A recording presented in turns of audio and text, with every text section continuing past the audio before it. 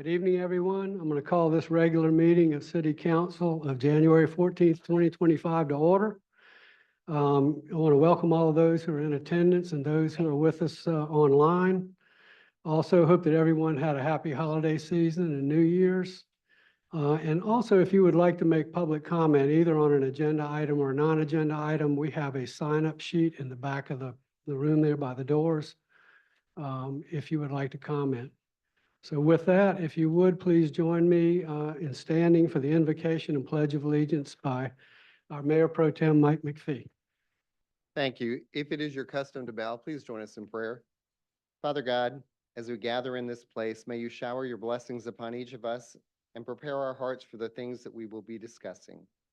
Lord, help us to be a blessing in the way we speak and act. Let everything we discuss here be in alignment with your word, and may we speak with humility when presenting our ideas. Help us to admit our mistakes and be willing to act upon solutions that people give us. May your glory and peace fill this meeting. In your holy name we pray. Amen. Pledge allegiance to the flag of the United States of America and to the republic for which it stands, one nation, under God, indivisible, with liberty and justice for all.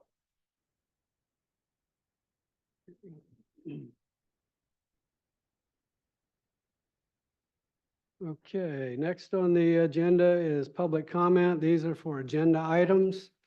I currently have one person, Cynthia Hunt of 232 Green Wing Teal Drive in Beaufort. Is she here? Oh, you want to step on up and give us your comments? Hi, I'm Cynthia Hunt at 232 Green Wing Teal Drive, South on Ladies Island, and I just came to be able to answer any questions with one of the agenda items with regards to a parking request.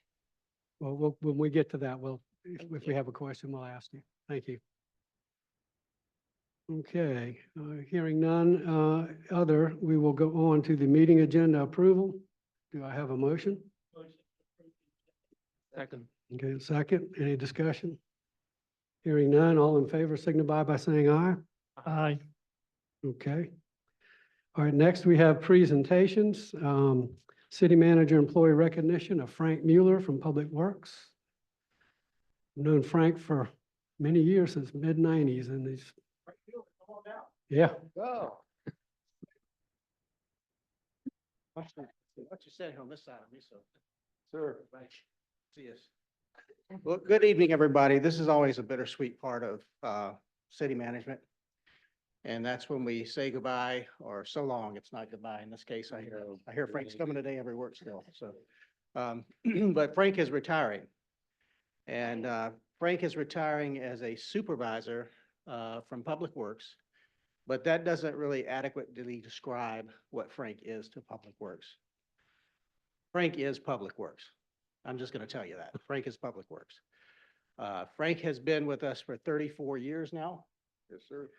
So Frank, what were you making when you got hired? Probably about $6.85.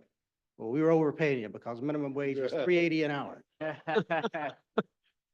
He's worth every bit of it, though. In all seriousness, I'm not going to talk much longer because I know Mr. Farrow here has a presentation he would like to make to you on behalf of all your guys at Public Works.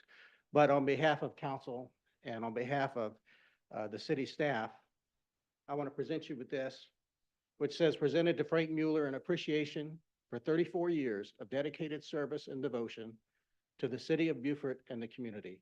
Congratulations on your retirement. Thank you, sir. And a sincere congratulations.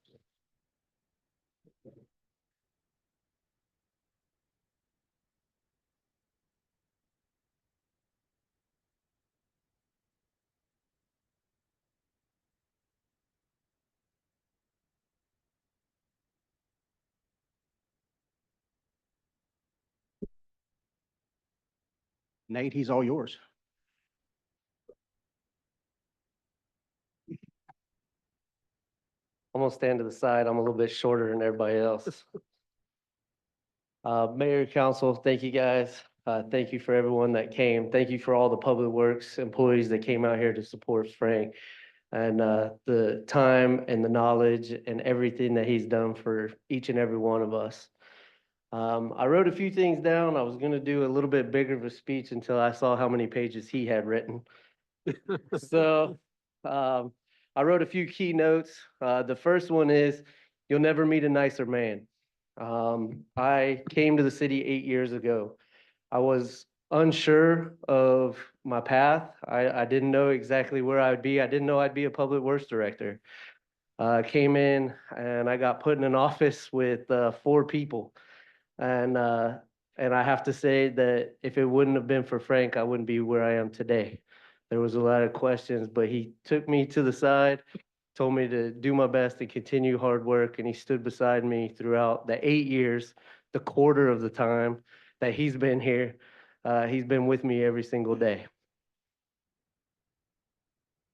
So project-wise, there's not a single project that's probably gone on in the past 34 years that Frank hasn't touched in one way or another, or possibly slowed down. However, when he was taking his time, he was one of the best teachers to some of our new guys. Our public works staff is probably rotated half out from the time I started here 8 years ago. And I guarantee you, from the guy that started 6 months ago to the one that's been here 27 years, learn something new every day from Frank. And with that, I think he's probably the only one within Public Works that everyone calls friend. He is a great friend, a great person, and someone I can't wait to continue to know and be part of my life and my family's. I have my children here today because he's that important to us. So thank you, Frank. Thank you for everything that you've done for me and Public Works.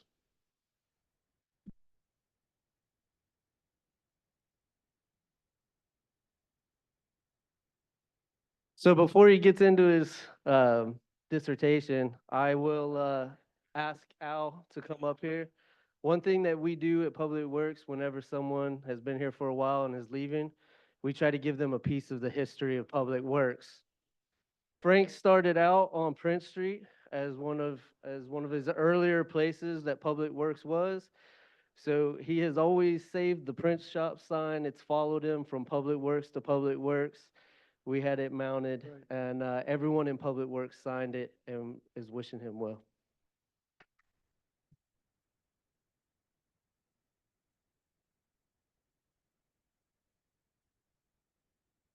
And I want to thank Al Ameley and Alex Davis for building the shadow box and putting the time in to make it look so good.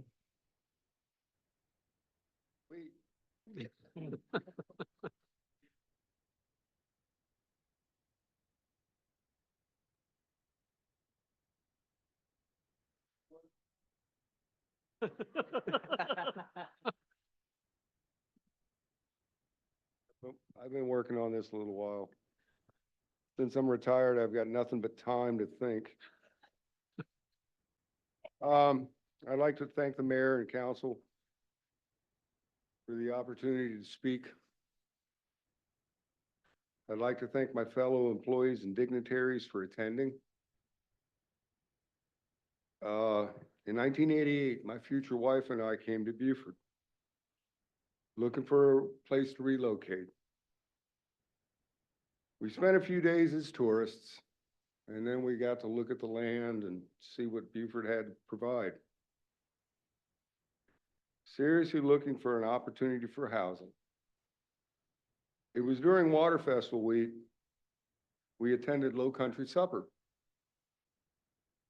While sitting backstage on a knee wall, we looked around and saw people enjoying themselves.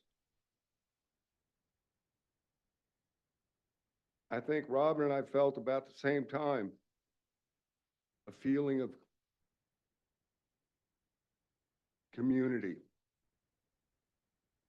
On the way back to Lord Carteret Hotel, we decided Beaufort was her place. The next day I mentioned to Robin, I want to buy land.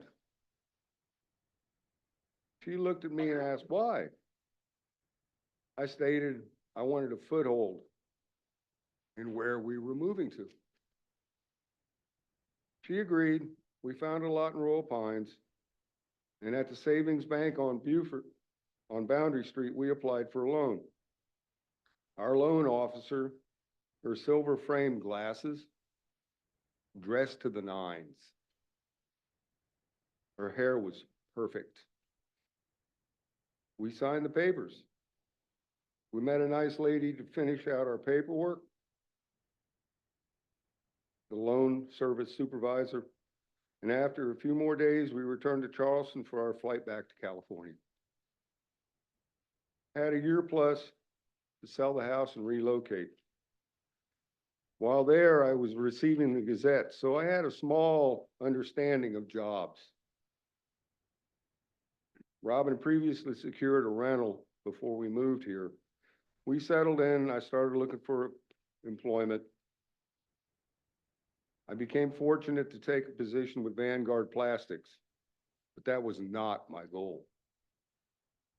I needed security, pension, medical, opportunities to grow for us.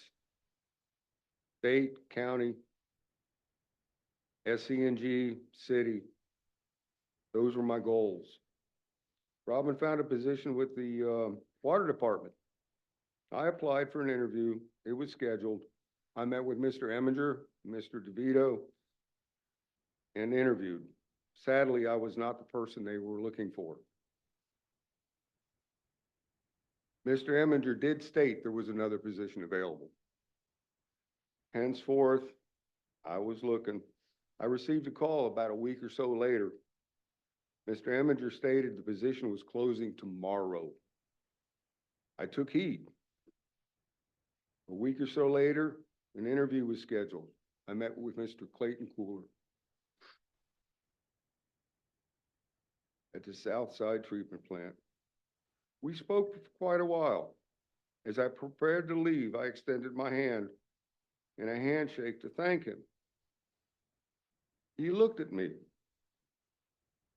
in the eyes and asked, "Can you start tomorrow?" I stated, out of due respect to my present employer, I must at least give a 2 weeks notice. That being said, that was 34 plus years ago. Two final notes. The loan officer that I had mentioned became Councilwoman Donnie Beer. The loan service supervisor was Coralie Stanley, also now known as Coralie Shoemaker with Public Works. In closing, I would like to thank all previous mayors, council members, city managers, assistants, all department heads, because I've dealt with them all. Their staff, especially Public Works, I'd like to thank. It's been an honor and a privilege to serve with you in serving the citizens of the city of Beaufort. Thank you.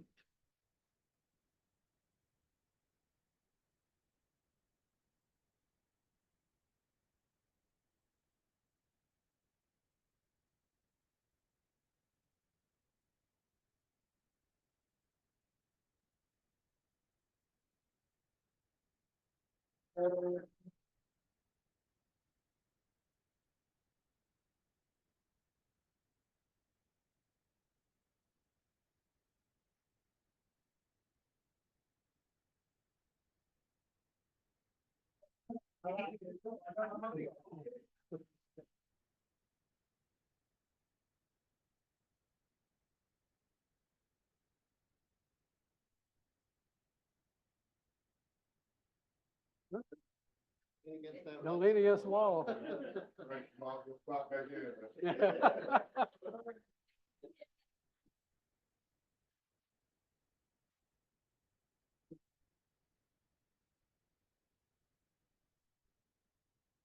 Al, we got a star that we can put on the back. Used to hang on the light post.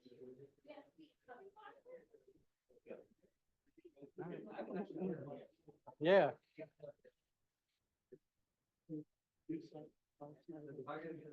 Make sure you get Frank in there.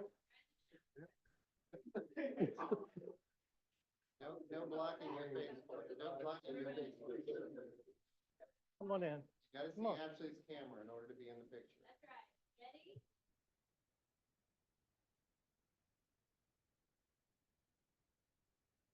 Frank, go home and make some rum balls. I did.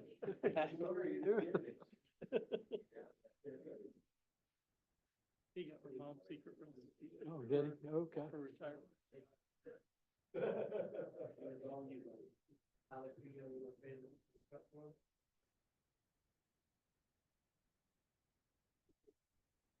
Right.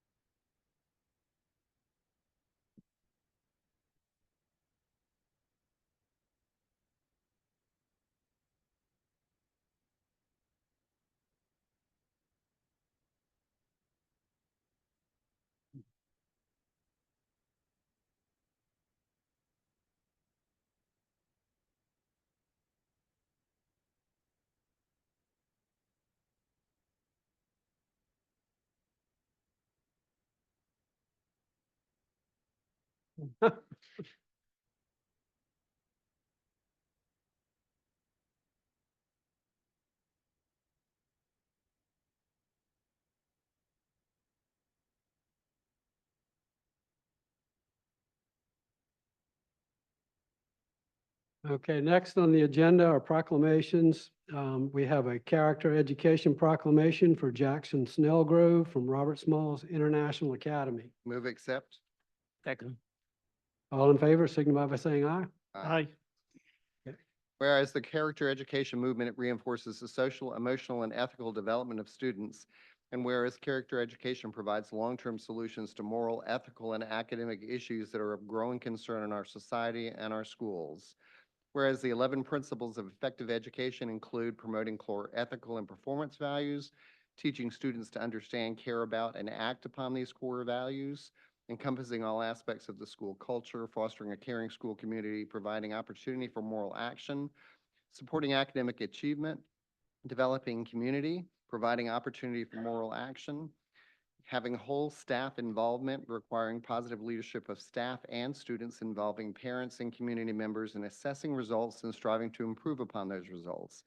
Whereas the Beaufort County School District's character education program was formed to support parents' efforts in developing good character in their children, and the purpose of the character education program is to integrate good character traits into the total school environment as well as the community. Each school's counselor identified a list of character words and definitions deemed important regardless of the person's political leanings, race, gender, or religious convictions. Those words are friendship, kindness, acceptance, courage, tolerance, respect, gratitude, compassion, citizenship, perseverance, honesty, integrity, self-control, forgiveness, responsibility, and cooperation. And whereas Jackson Snellgrove was selected as the winner of the Robert Smalls International Academy as the Student of the Month, now therefore, the City Council of the City of Beaufort hereby proclaims October 2024 as Jackson Snellgrove as Robert Smalls International Academy Student of the Month. The City of Beaufort hereby pronounces courage and tolerance as the word of the month for October and applauds Jackson Snellgrove, the Beaufort County School District, and Robert Smalls International Academy for the work, and specifically honors Jackson Snellgrove as Robert Smalls International Student of the Month.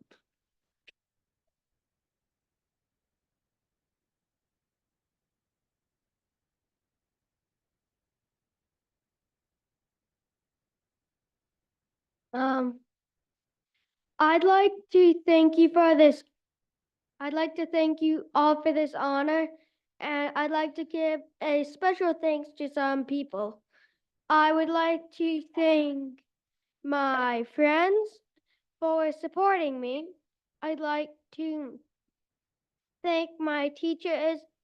I'd like to thank the staff members of Robert Smalls Leadership Academy for recommending me for Student of the Month.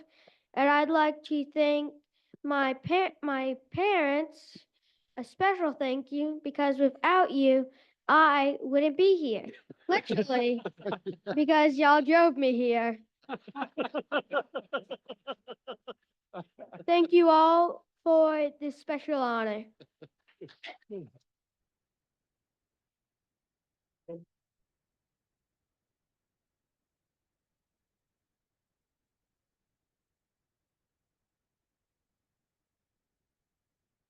Yes. I can stand here. You can. Yeah. Having my back to folks is a bit odd. I'm Mr. Terrence, the proud principal at Robert Smalls Leadership Academy. And I gotta say, Jackson Snellgrove, he hits a home run every time he speaks. He reminds me of the letter C, okay? Connecting. If you saw him here, he shook Frank's hand 2 or 3 times already. Frank's going to remember him. People will remember Jackson Snellgrove. Courage because he won this. Communicating, curiosity, and character. And if we had more Jackson Snellgroves in the world and in this city, we would be a lot better off in this world and in this city. So I'm very proud of him. You make us very proud. Thank you. Continue to walk as a leader and be a general. Thank you. Thank you.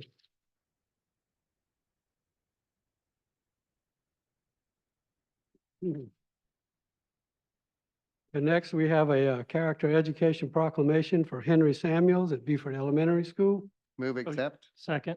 Okay, all in favor, signify by saying aye. Aye.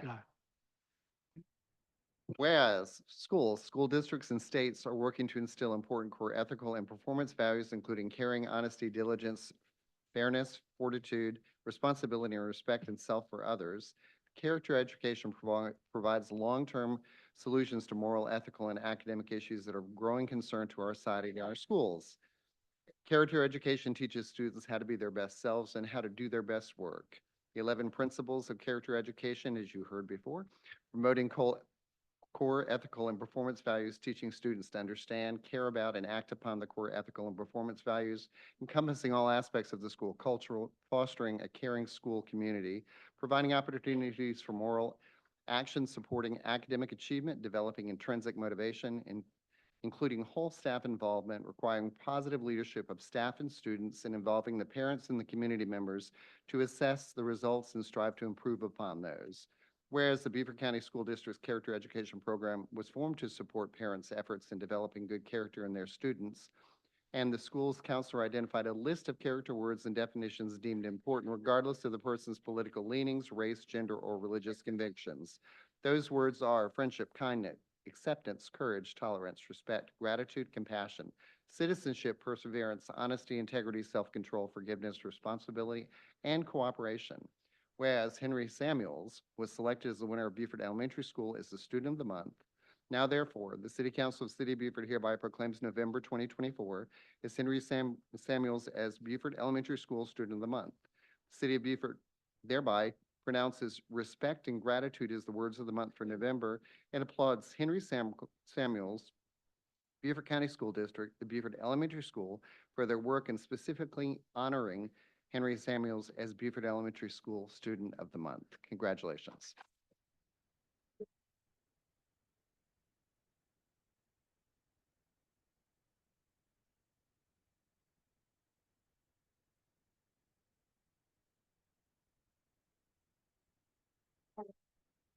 Mayor and City Council, thank you so much for this recognition for Henry.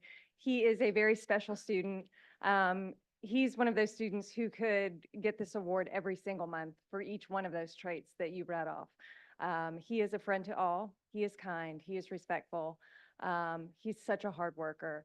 And we need more students like Henry in our lives. So thank you again. It's well deserved. Congratulations.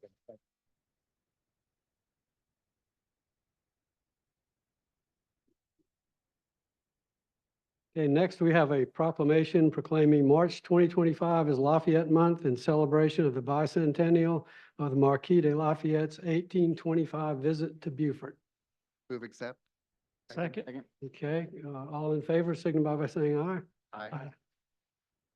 Whereas in 1824 and 1825, the Marquis de Lafayette undertook a momentous tour of the United States, returning to the country he helped establish and whose democratic principles he viewed as a beacon of hope for the world. And whereas in March of 1825, the Marquis de Lafayette traversed the great state of South Carolina, beginning his journey in Cheraw on March 6th and proceeding through Camden, Columbia, Charleston, Edisto, and concluding his state visit in Beaufort on March 18th before continuing to Georgia. Whereas in March of 2025, making precisely 2 centuries since the Marquis's distinguished visit, numerous educational and commemorative programs are being organized throughout South Carolina to honor the remarkable historical milestone. Whereas on March 18th, 1825, the Marquis de Lafayette did arrive in Beaufort and was welcomed with a 13-gun salute, a grand procession, and a ball in his honor. And whereas the Beaufort Historic Foundation and the City of Beaufort are collaborating along with more than 24 businesses, organizations, and individuals to make March 2025 a very special month. Partners include American Friends of Lafayette, Beaufort Convention and Visitors Bureau, Beaufort County 250 Committee, Beaufort County Library, Beaufort County School District, who else? And Home, Charter, and Private Schools, Beaufort History Museum. This is hard to read. Coastal Heritage Society, Savannah Davenport House, Savannah Liberty Live, Marine Corps Air Station, Marine Corps Recruit Depot, Paul Hamilton Chapter Sons of the American Revolution, Sea Island Carriage Tours, Society of the Cincinnati, the Lafayette Trail, Inc., the Honorable Phil Cromer, Mayor Beaufort, the Honorable Sharon Erickson, the Honorable Chip Campson, Thomas Hayward Chapter of the Daughters of the American Revolution, Revolution Ballroom, the Red House Inn, Best Western Sea Island Inn, Spring Hill Suites, USCB Center for the Arts, and Williams Group PR. And whereas coinciding with South Carolina Day on March 18th, the day of Lafayette's historic visit to Beaufort, and as provided in section 53.360, educational institutions across the state are encouraged to engage in programs that celebrate this significant historical commemoration.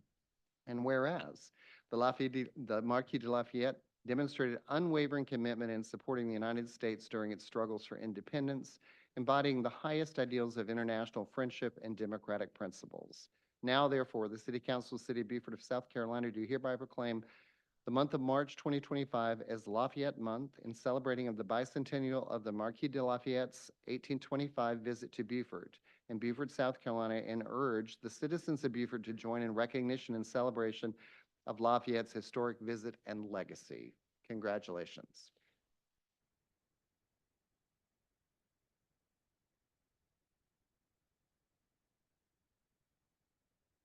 I will no longer let them write these.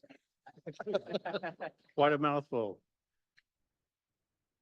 I'm Rob Montgomery, Chairman of Historic Beaufort Foundation, and I just want to say it's gratifying to see so many different groups in the community come together for this celebration. It's going to be quite an event. And I also want to thank Lise Sundrla of HBF, doing a fantastic job above and beyond the call of duty, as always. Thank you, Mayor. Thank you, Rob. Okay, next. Do you want to say anything, Lisa? Okay, okay.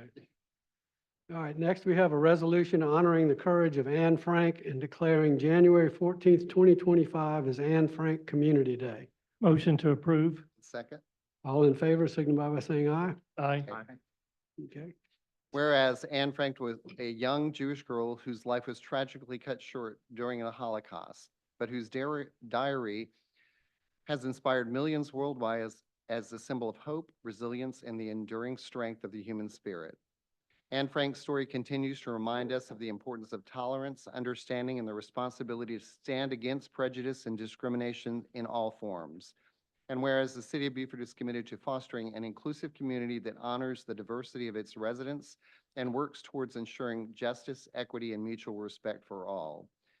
Whereas the students of Ladies Island Middle School, inspired by the study of Anne Frank's life and the lives of those impacted by the Holocaust, invites us to honor her memory, recognize the suffering of millions of victims during the Holocaust, and stand in solidarity against discrimination, racism, and violence in all of its forms.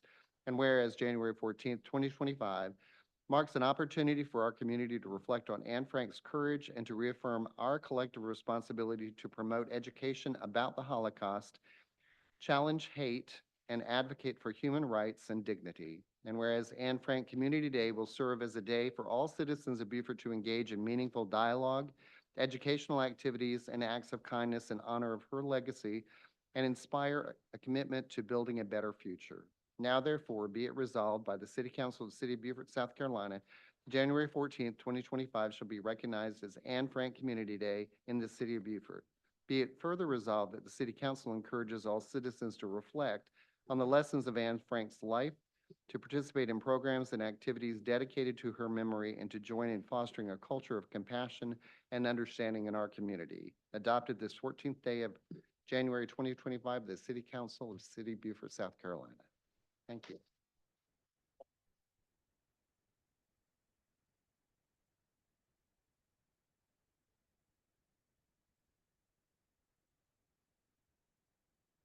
Good evening. I am Dr. Siobhan Brown, the proud principal at Ladies Island Middle School. We are undertaking a fantastic initiative by hosting the Traveling Anne Frank exhibit at our school, open today after our students completed their training.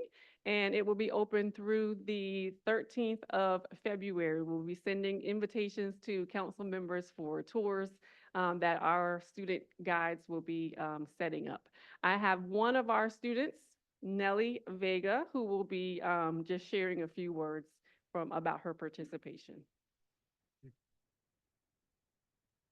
Good evening, ladies and gentlemen. On behalf of Ladies Island Middle School, I would like to thank the City Council for the resolution proclaiming January 14th, 2025 as Anne Frank Community Day. It is a true honor. On my journey of learning about Anne Frank, I came across a quote that resonated with me, and I would like to share with everyone. It states that, in spite of everything, I still believe that people are really good at heart. I believe this quote is just one of the reasons why we recognize Anne, because through the hardship and the unimaginable horror Anne faced, she remains resilient, courageous, and a true inspiration for generations to come. Over the past 2 months, we have worked hard to bring Anne Frank Traveling Museum exhibit to Ladies Island Middle School.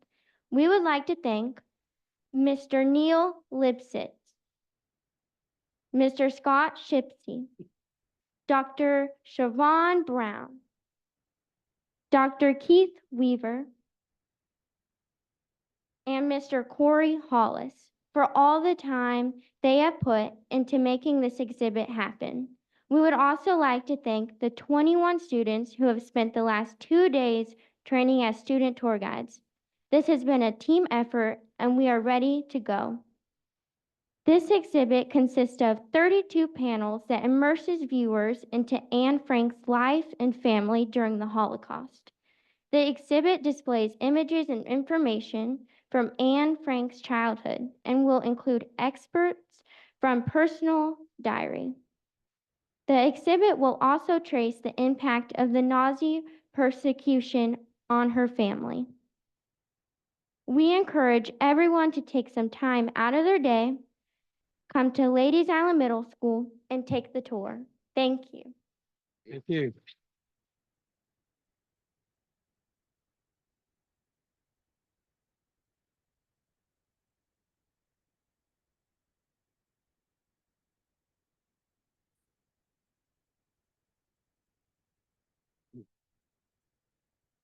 Thank you.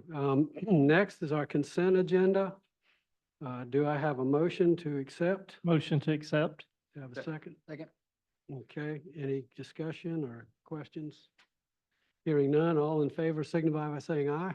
Aye. Okay. Moving on to the minutes, the quarterly capital projects workshop minutes of November 26, 2024. So moved.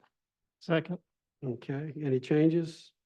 No. Hearing none, all in favor signify by saying aye. Aye. Aye. Tracy, will you reference me as abstaining? Thank you. Okay. Next is the regular meeting minutes of December 10th, 2024. So moved. Second. Okay, any changes? Hearing none, all in favor signify by saying aye. Aye. Aye. Okay. And then lastly, the special meeting of December 17th, 2024. So moved. Second. Okay, all in favor signify by saying aye. Aye. Tracy, I have to abstain. I was not here present. Okay, moving on to new business. We have a request from Beaufort County Senior Leadership to host an event downtown at the Verdier House. They're requesting a waiver of the food truck ordinance and 2 parking spaces next to the Verdier House on Scott Street to be reserved on February 12th, 2025 from 10 a.m. to 2 p.m. Linda, You wanna come forth and, guess we have to have a motion. Move accept. Second. Okay, all in favor, signify by saying aye. Aye. Okay, Here first, okay. Good evening. well, yeah. Beaufort County Senior Leadership is having an event at the Vidier House on Wednesday, February the 12th. And between the hours of 10 and 2 p.m., they are requesting 2 parking spaces on Scott Street, next to the Vidier House, for the use of a food truck, which will be a food truck that is not selling to the public, but providing catering to the event.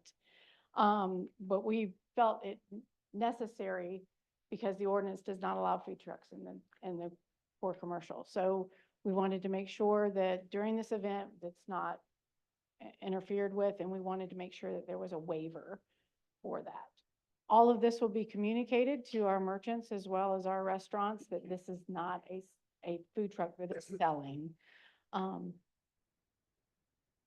That's all I got. Okay, You just addressed my concern about Okay. the restaurants. You addressed it, so that's good. I have Ms. Hunt here, if she would like to elaborate on any of the event, and what they do, so. okay. Anybody need Good. any further explanation? Okay, No, I guess I'll just add this, and I don't know from here, I can't do anything other than maybe just encourage it, but from my conversations with some of the restaurant owners downtown, this is their slow time. And so, I'm not sure where Mama Mika's is from, but, I would encourage, checking to see if maybe any of the restaurants are interested in catering these events too. I know for this one, we've established a plan already, but that was one concern that I had was, is this open to the public? And you clarified that. But then another, just a point of, conversation and encouragement to use local when we can, because, this is a slow time for them.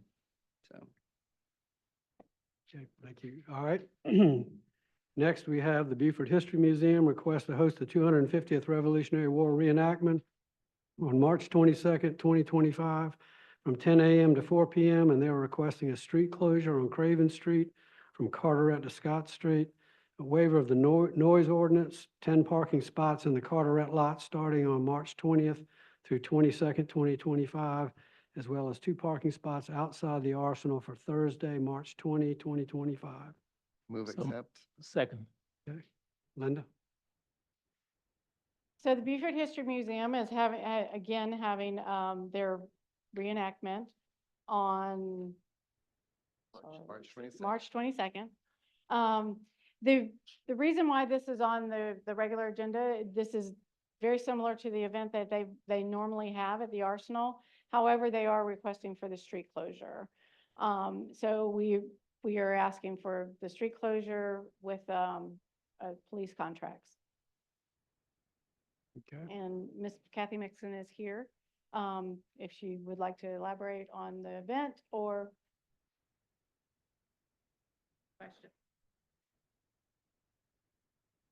Thank you. Take these off now, I can see better. Yes, we would like to have the street closed because we are having a really exciting event scheduled with the children in mind. It's going to be closed to the public on Friday, the 21st.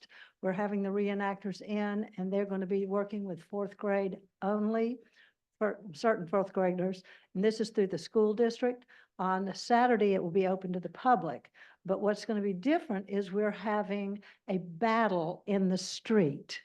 And the Patriots are going to have $35 realistic, authentic hats, and they're going to have the wooden guns. I don't know what they're going to do with the poor Federalists, but anyway, they're going to shoot the guns, not really, but they're going to shoot the guns, have a battle, one of the battles here in Beaufort that was fought, and we're also going to have a cannon that we're shooting off. And it's with just the black powder. It's not dangerous. It's just loud, and the kids love it.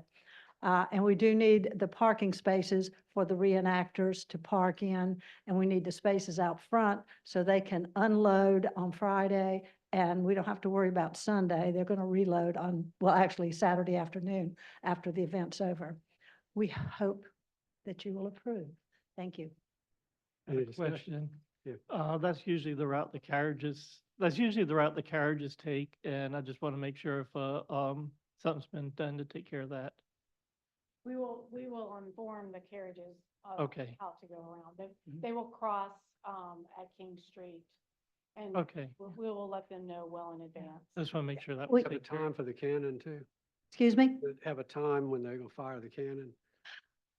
They do, but I haven't gotten You the need, final you need to timing. let the carriage, For the carriage. We do every year. When we have these, we do let the carriage owners know about it because it's important they don't bring their horses around. okay, I had that concern too.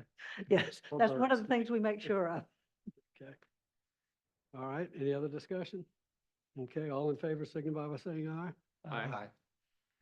Okay, next is a request from the Historic Beaufort Foundation for support of the bicentennial celebration of the Marquis de Lafayette's visit to Beaufort on March 18th to 1825 during his farewell tour of the nation, to include use of the Henry C. Chambers Waterfront Park, use of the day dock, closure of the dock from 8 a.m. to 11 a.m., waiver of loud and unseemly noise ordinance for a 13-gun salute, a parade request and road closure of Bay Street from Charles to Scott Street from 9 a.m. to 12 p.m., closure of Scott Street from 8 a.m. to 12 p.m., road closure of Craven Street from Scott Street to Carteret Street from 4 p.m. to 9 p.m., request of in-kind staff support for setup and takedown for the event, and $10,000 to support the overall budget of the event.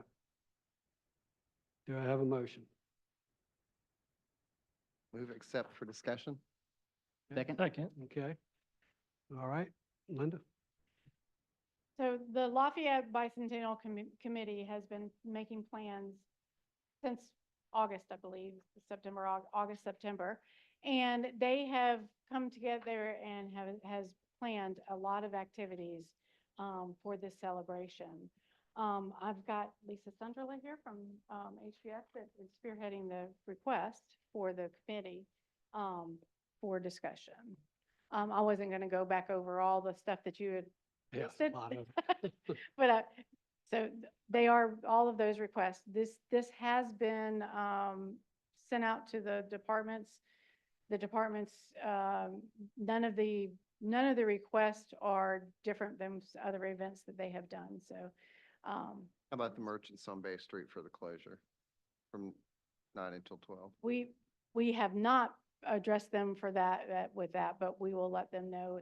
It is from 10 to noon, so. 9, And 9 to one, 9 to 12. Nine point of to- clarification for the closures is, in the agenda item title where it's outlining everything, it talks about the closure of Scott Street from 8 a.m. to 12 p.m. But then in the description, under 2 Bay Street Scott activities, C subsection I, it says, to facilitate the living history demonstrations and other festivities, we respectfully request the closure of Scott Street from Bay Street north to the south edge of the parking lot driveways of Rain and Bagels and Greyhound Flats from 8 a.m. to 3 p.m. And I didn't see that closure captured in the original description, so I didn't know if it was no longer being requested or if it was and just missed.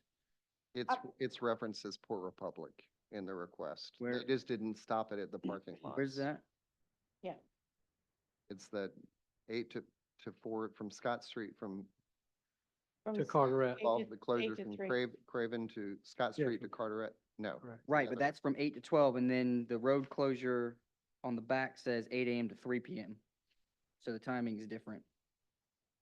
Oh, you're right. Yeah. It's not in there. It's in the description, but not in the motion. Right. No. Was that wasn't changed. The 3 p.m. is correct, from 8 to 3. So Right. the 8 8 to a.m. to 3. 3 p.m. is the request. It was 8 to 3 p.m., Right, it's just not in the motion. right? Gotcha, It should be okay. Scott Street from I'd like to 8 say a to little, 3. I'd like to say something. I may have the 13-gun salute aimed at me, but anyway. As far as the $10,000, I'm real heartburn on that. We're in litigation right now. A lot of our money from the city that we could have used, probably given twice of that, is that it's been used for these lawsuits. I mean, 80,000, approach $100,000 in legal fees, which unnecessary, which HBF is a part of. So as far as the 10,000, I am totally against that part of it. Can I ask a question kind of on the back end of Neil's comment there? What was the reasoning for not applying for the ATAX to cover the $10,000? Because I think when I read here, it looked like you guys had started planning a year ago. No? Sure. Sure. Absolutely. We're still in discussion, so yeah. Okay. Sure.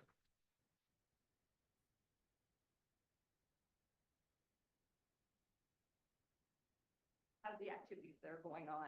I've got Joseph Volpe, who's the South Carolina chairman of the American Friends of Lafayette, Randy Atkins, who is the chair of our local Paul Hamilton chapter of the Sons of American Revolution. I think I got that mouthful right. Diane Brownfield and Eileen, yes, who are with the Thomas Hayward chapter of the Daughters of the American Revolution, and then, of course, Kathy Nixon and Amelia Cromer with the Beaufort History Museum. They're only a portion of all of the community groups, as Mike knows, because he had to recite all of them who have been engaged in this process. When we came before City Council in November of 2023 and made our initial request to the city for partnership and planning and execution of the bicentennial festivities for Lafayette, that's when the official process kicked off, when y'all approved that request. And with that, we spent the next 6 months contacting and meeting with various groups and organizations to get them engaged and involved in this process. That committee and planning efforts did not begin until August of 2024. For that. So does that answer that particular question? So we missed the time frame for the ATAX. We are going for a new round of county ATAX though, for funding. Because they for opened it this. back up, Yes, right? exactly. But if y'all want to have some other questions, or we can continue on and then y'all can come back with questions, which do you prefer, Mayor? Why don't you go ahead and finish and then we'll. Okay, great. ask questions. First, we want to say thank you so much to y'all for the partnership that we have had so far with you.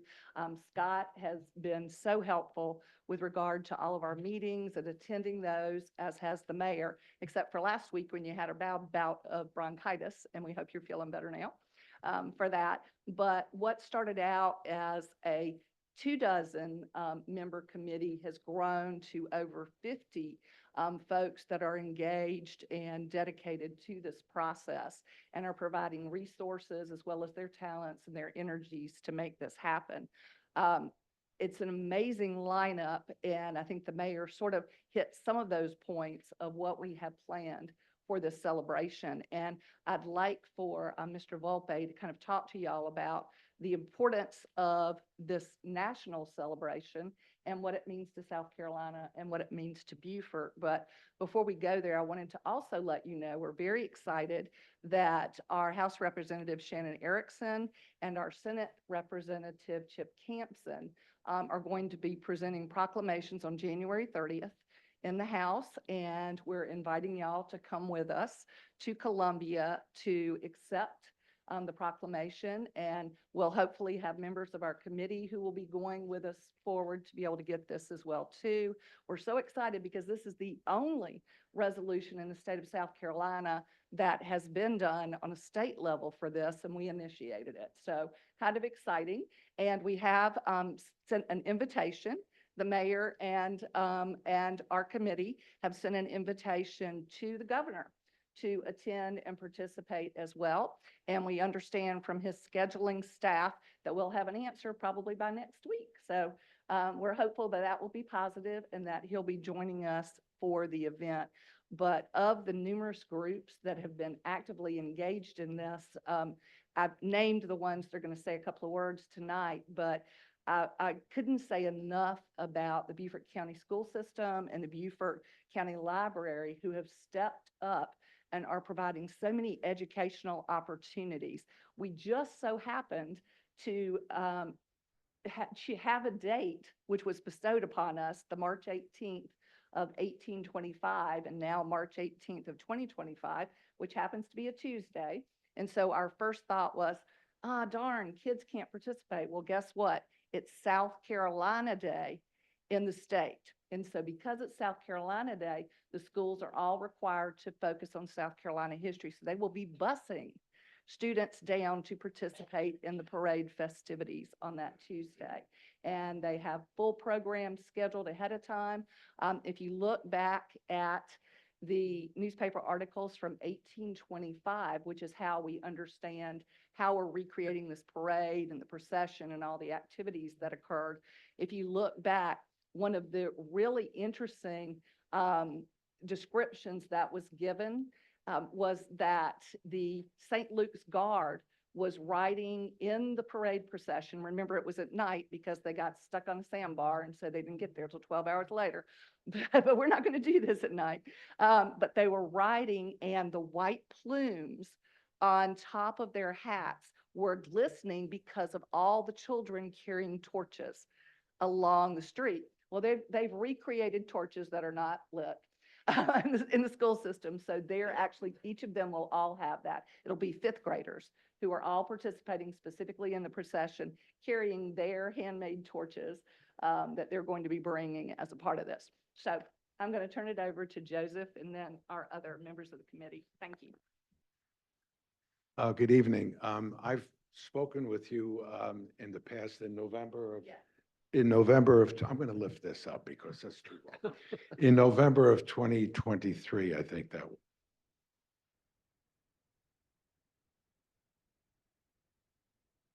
The green button, Green just button. make sure it comes, stays. Oh, I on. hit that? Okay. I've been to a number of meetings here over the months, and I've attended some of the Zoom meetings. And I've got to say, as the South Carolina Committee Chairperson, it's been a delight working with all the organizations in this town. They've made the events, my help with planning some of the events, effortless. I can't tell you how many other towns that have not, they're participating, but you have to pull a little bit. This town is absolutely amazing. I have to commend everybody and the people and organizations involved on the fine work they've done in setting up activities here. And we've got activities set starting on March 6th in Chirrah. We've got lectures, we've got Lafayette balls, custom balls at the Lafayette House in Chirrah. In Camden, there's 2 days of events, including the troweling of the marquee interpreter, the DeKalb Monument marquee. The Marquis de Lafayette laid the mortar on the DeKalb's monument in 1825, and the Masons have graciously allowed us to use the same trowel for the events that we have planned there. We have events in Columbia and in Charleston. Charleston, we've got events with the school district with lectures. We've got a event at Metkin Abbey at the Lawrence Cemetery, which Lafayette never visited. But because of the friendship between John Lawrence and Henry Lawrence and the Marquis de Lafayette, we're having a national SAR event there with the placement of plaques on both their graves. And from there, we have the Mayor Cogswell's proclamation to Lafayette on March 14th. The South Carolina Historical Society and the Fireproof Building is having refreshments and music with Lafayette, with the piano brought down from Greenville that Lafayette was actually entertained on in 1825. And then there's a large DAR ball in the Francis Marion Hotel in Charleston, which is where I'm from, coming down from. Before we come into Beaufort, we'll be in Edisto at the William Seabrook Plantation, as well as with festivities at the Caroline Seabrook Lafayette gravesite, who was Lafayette's goddaughter. So when we come here, we've got a Lafayette interpreter that is one of 5 interpreters that is from Colonial Williamsburg. And his name is Mark Schneider, and he will be your interpreter. I think we're starting at the Verdier House and on the evening of the 17th when we come down from Edisto, and then the events of the next day. So I know that I'm pretty sure that this is going to be generating a lot of revenue for this town. And the support of the community behind it, I think, is commendable. And it's been a pleasure working, and I'll continue to work to help develop the events here. Thank you. You're welcome. Thank you, Joseph, and we appreciate you coming all the way here from Charleston and Somerville and your lovely wife. Thanks. Randy Atkins now with the Paul Hamilton chapter of the Sons of the American Revolution. He's doing a lot for our. Thank you, Lisa. Thank you, Mayor Cromer, council members. Randy Atkins, president of the Governor Paul Hamilton chapter, or the Beaufort chapter of the Sons of the American Revolution. And, one of our primary missions is to honor our patriot ancestors, and the other is to educate our population on the sacrifices that those patriots made for our independence from Great Britain. And the big part of this event is to honor one of those who helped George Washington as his aide-de-camp win the battle for independence. So to honor him is a right and appropriate. Our chapter and the state society has committed to provide a color guard, provide the musket salute, provide a cannon salute to greet the Marquis de Lafayette when he arrives at the City Day Dock at 10 o'clock on Tuesday morning, March the 18th. We will escort the Marquis after he is properly introduced to the city of Beaufort down to carriages that will be provided as part of this event, and escort him to Bay Street and to the Verdier House for the Marquis' presentation to our citizenry. We will also have a living history event going on Scott Street that will be manned by SAR members. So this whole process has kind of grown to be an historic event, but also a tourism event and an economic development event for the city. There'll be lots of people here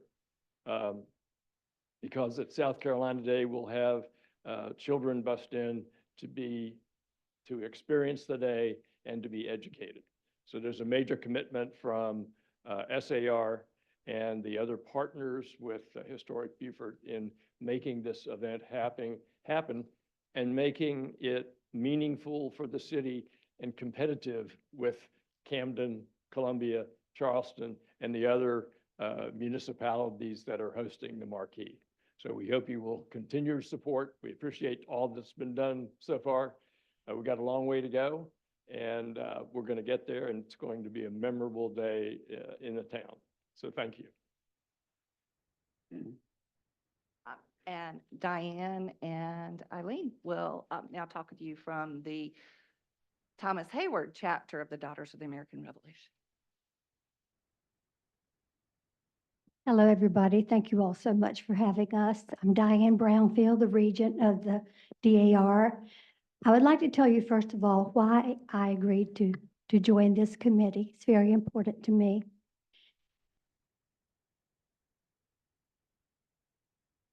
Being on this committee has really opened my eyes to a lot of things. First of all, I'm a native Floridian.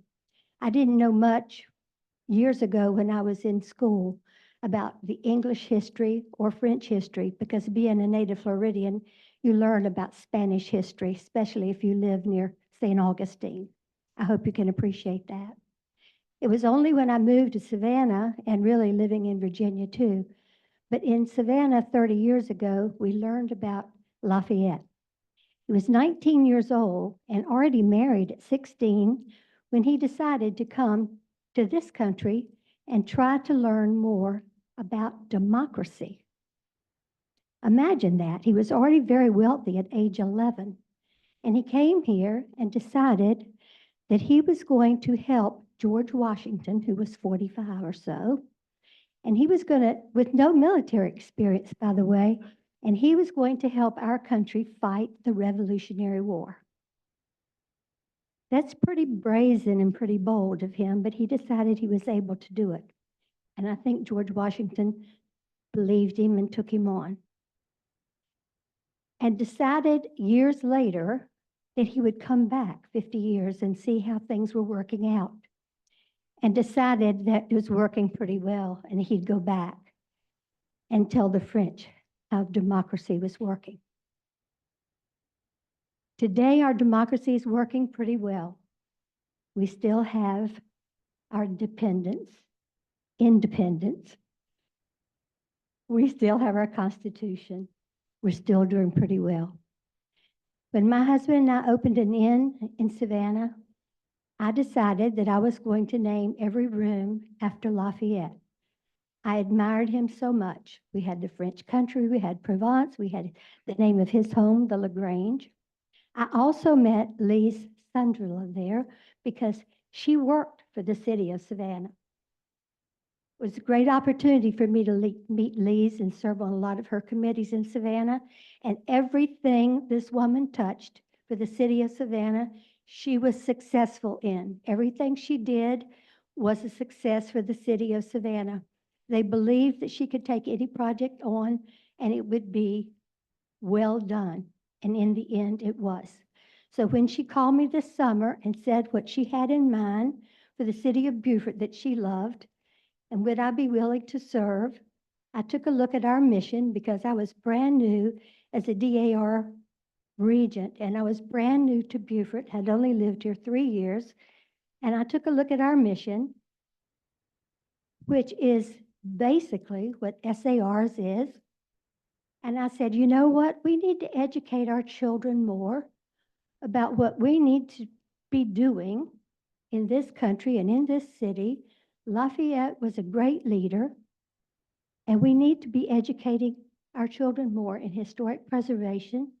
We need to be teaching them what it is to be leaders. We need to be teaching them more about how to be patriotic.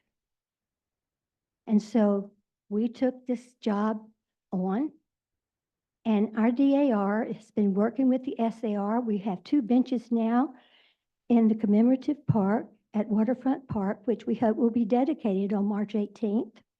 And it has 250 50th years of our democracy in this country and in this city, which is still doing quite well, thanks to a lot of the money that Lafayette brought over here with him from his father's wealth.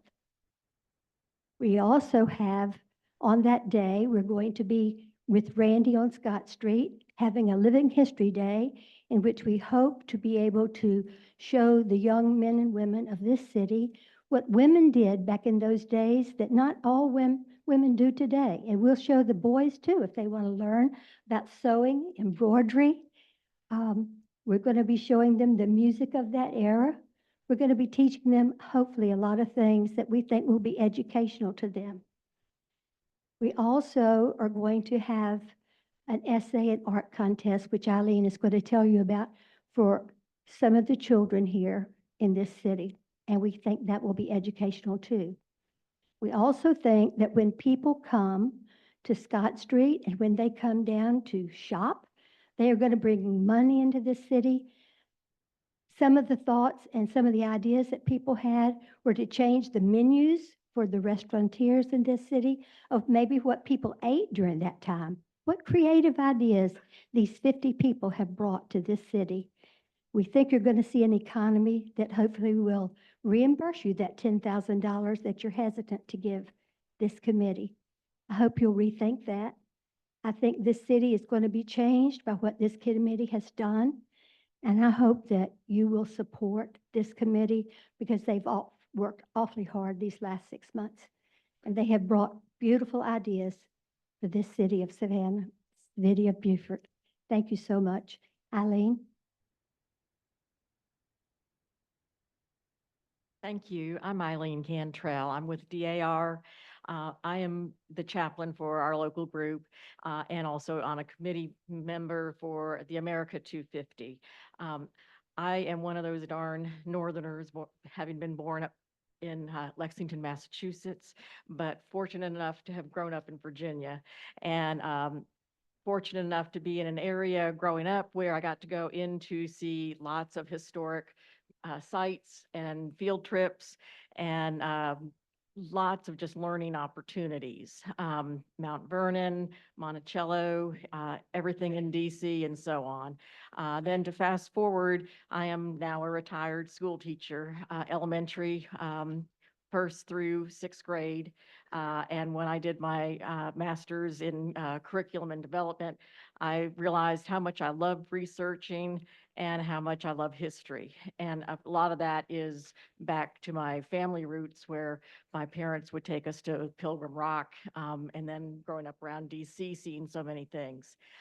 My husband is a Marine Corps veteran. We lived here in Beaufort many years ago and fell in love with Beaufort then and decided to retire back down here. Through my teaching, though, in the state of Virginia, I worked in more rural areas than in the larger cities up north in Northern Virginia. And it was so exciting to teach history to children, to bring them out to Patrick Henry's home, to Monticello, to any of the, we took them to Williamsburg and Jamestown as well on field trips. And it was seeing the light go off in the kids' minds when they could actually see reenactments and things happening firsthand that really meant a lot. So I was asked as part of the 250 committee to help design the essay and a poster, an art contest for the Beaufort County students. And although I've not taught here, I've got many, many years, obviously, of teaching experience. And I was enthused about this opportunity. So we came up with an essay contest for the elementary schools throughout Beaufort County to include the public schools, private schools, parochial, the DOD on the base out here, homeschoolers, every school, every student has these opportunities. And the essay contest is actually targeted for the 4th and 5th graders. And the Island Times is going to be putting in an article in the paper soon about it. But information has gone through the superintendent's office to all of the schools of any sort, and to parents as well, to hopefully encourage the students to first research and learn more about Lafayette, because the focus of their essay is to write an essay about the importance of the Lafayette and his help in establishing democracy and forming the United States. And so we have worked in conjunction with the SAR, and between the two groups, we have cash awards being offered to the children, as well as participating in these events that the superintendent, has agreed to have them come to. And we'll be giving them certificates and awards at the event on the 18th. And then as we went on, I thought, okay, well, that's good. I understand the history and I'm glad we can get that out. And I loved the language arts and writing when I was a teacher. But the art, So it's like, I can't draw a smiley face to look right at all. So it's like, I was not an art person, but I looked into everything I could on art contests and schools and so on. And so we decided to target the high schoolers. And so we have an art contest between the SAR and DAR combined, targeting 9th through 12th graders. In making a poster, and we specifically wrote it up so that they depict Lafayette in whatever manner they feel appropriate at any age or any stage of his life. But within the entry form and the information packet, encourage them, and their teachers are supporting it, to research more about Lafayette, because what we do know is that when he came through here in Beaufort, he brought his son in 1825 along with his dog. And so we decided not to include a picture of him in any of the contest information. So they have a chance to create a poster in any art form, and there will be first, second, and third prizes, just like the essays. And then we have agreed to a monetary award for them, a certificate, and then also to make posters to put to give to all the merchants throughout Beaufort, especially down around Bay Street and downtown, in the government offices if they are allowed, hospitals, and so on, to publicize the events. And what I know from working with children before and judging different contests, especially the essay contest, the kids are more excited about getting their name and maybe a picture in the newspaper than anything, and they love participating in the events. So we're hoping that you will help support the committee, and know that you should be seeing something in the newspaper very soon about an essay contest for Lafayette and an art poster contest. And we'll be glad to give any of you a poster of first, second, or third prize, whichever one you prefer once it's all over. So thank you for your time. We only have one more. We won't keep you any longer. If Amelia Cromer and Kathy Mixon could come up and talk to y'all about what the Beaufort History Museum has planned as a part of this event, that would be wonderful. I'm back. Okay. Well, it's going to be a very busy day.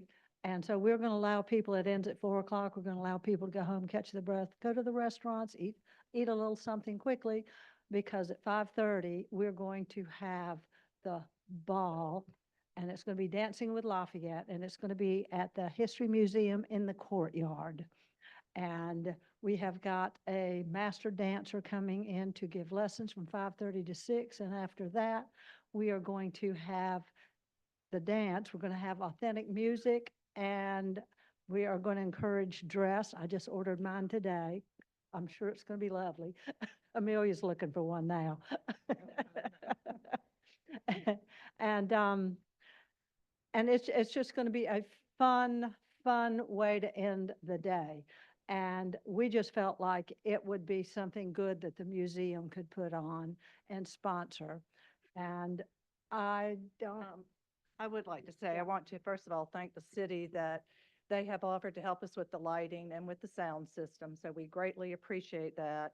And all of our elected officials will be invited as guests of the museum. We will probably be charging a small amount for tickets to cover the cost of refreshments and any other cost for the museum. But we do encourage y'all to come. It is a once in a 200-year event. But we do appreciate the city's support that they have given us so far greatly. Mayor Cromer and all of the council. Otherwise, he might have heard it. Yes, we thank you very much, and we do hope you will all come. And you can go to Etsy, and you can get your own little outfits to come in. So thank you.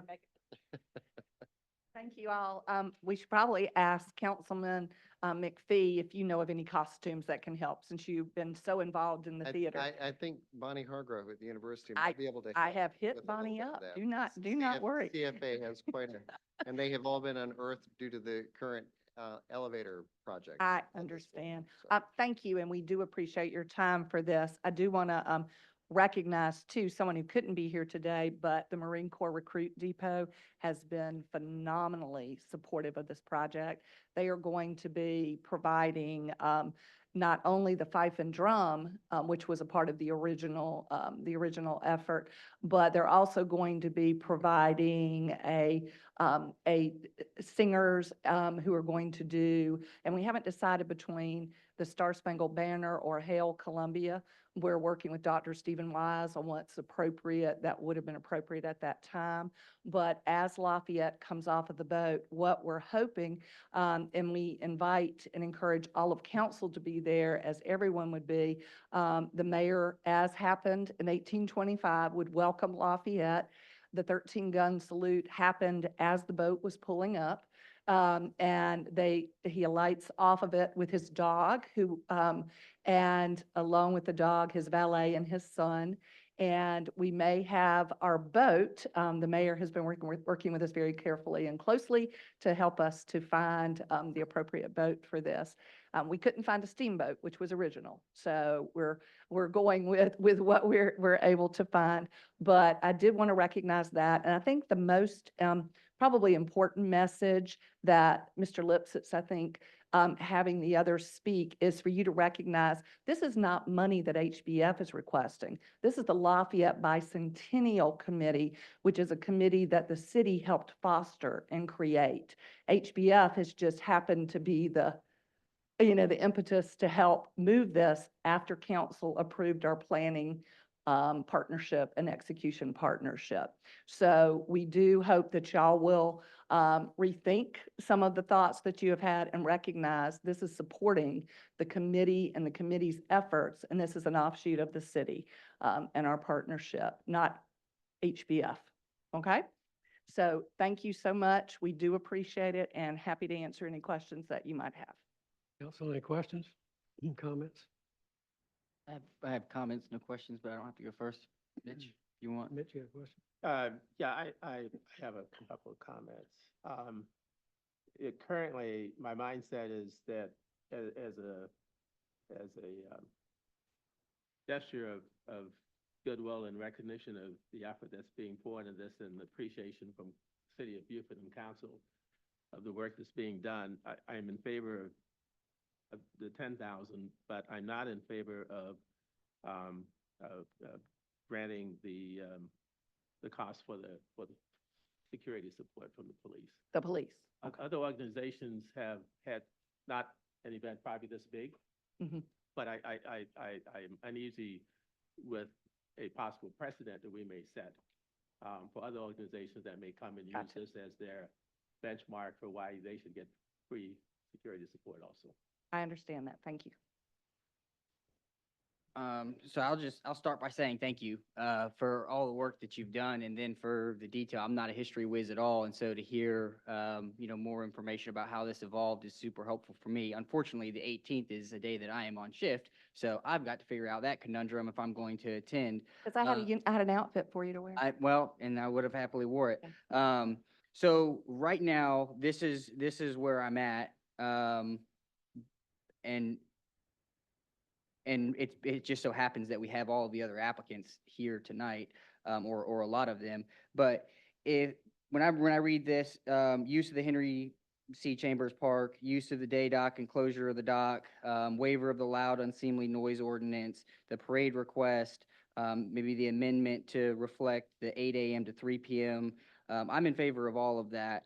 I do have a hard time with the request of in-kind staff support, as Mitch brought up. I too also have a hard time with the $10,000 request, and the reason for that is not because of the lack of importance that this event has, because I feel like this is extremely important. It is a great opportunity for us to educate our youth and to involve our community, and for tourism and the economic impact that we would have from that.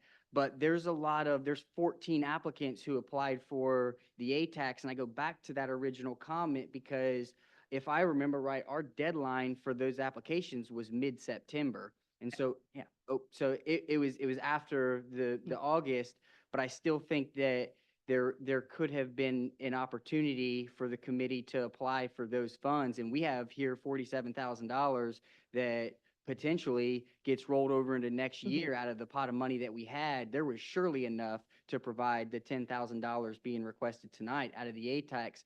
But I'm too worried about a precedent that we set, because a lot of the other organizations who have worked for the entire year to put their events together are for the same purpose, to educate the youth, to honor their culture and the history, to attract tourists and to have an economic impact downtown.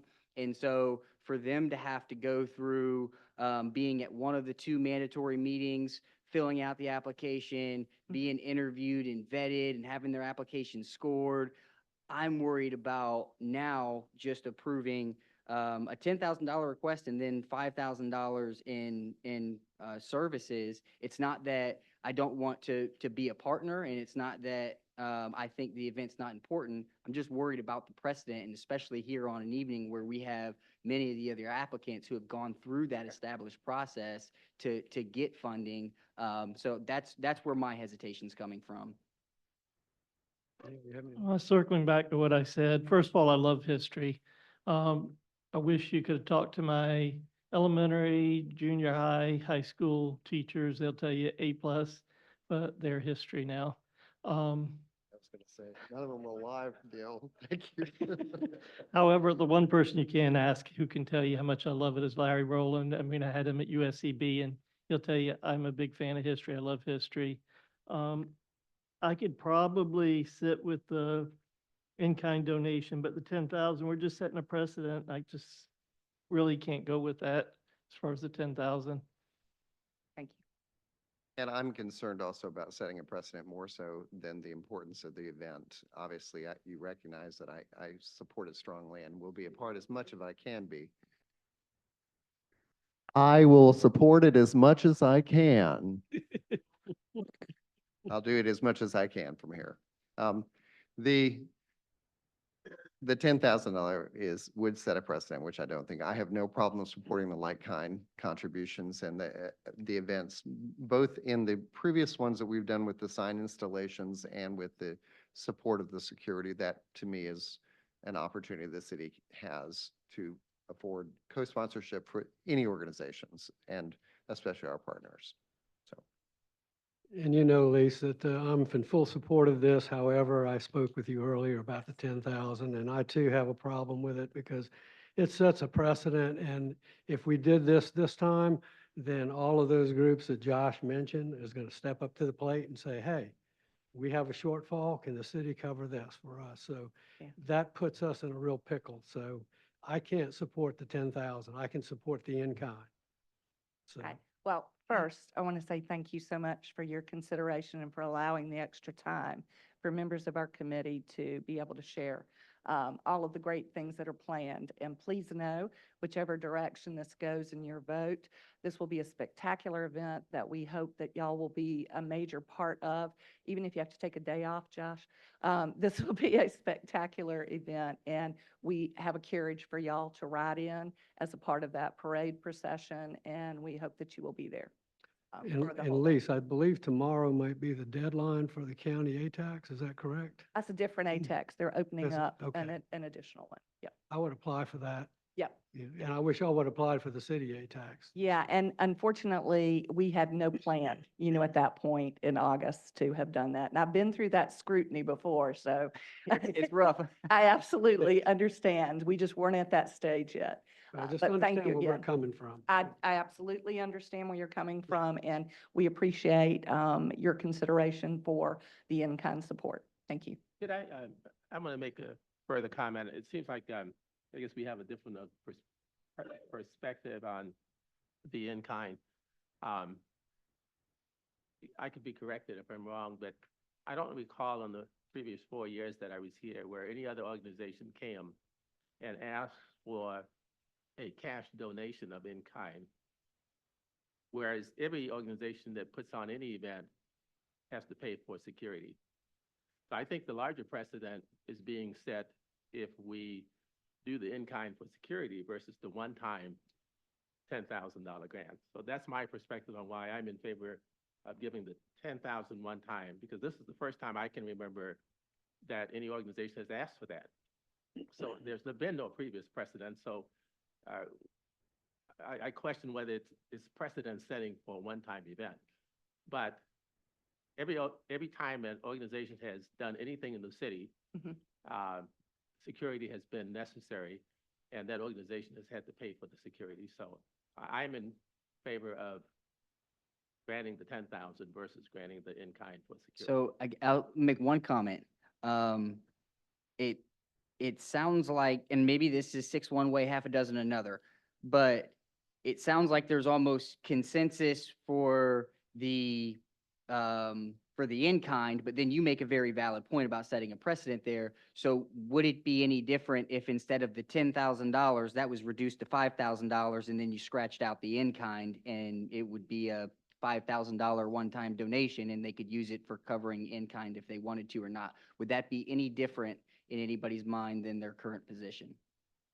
For clarity, let me just note that anytime we do co-sponsorships, we're doing in-kind contributions. So we have been doing co-sponsorships for events in the city of Beaufort for decades and been helping with the expenses associated with those costs that the city bears to support those projects. So we've been doing the in-kinds and we've been doing it with many. So that is not establishing a precedent because we have been willing to do co-sponsorship for events. We have never put specific money other than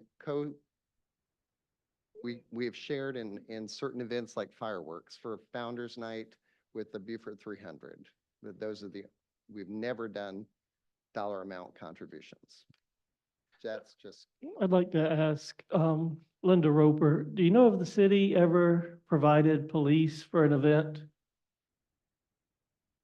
that you know of? I would say there has been a couple of occasions which we have. Okay. Thanks. and we have, and in co-sponsorships, we've also provided other in-kind contributions for other Yes, sir, events. in most co-sponsorships that you get, not only are you using the waiver of the fees for the waterfront park, but it also goes into, we don't, whenever you set up for an event, we always provide our public works and to install a lot of infrastructure for the event, which in sense is part of co-sponsorship, is what we've all done.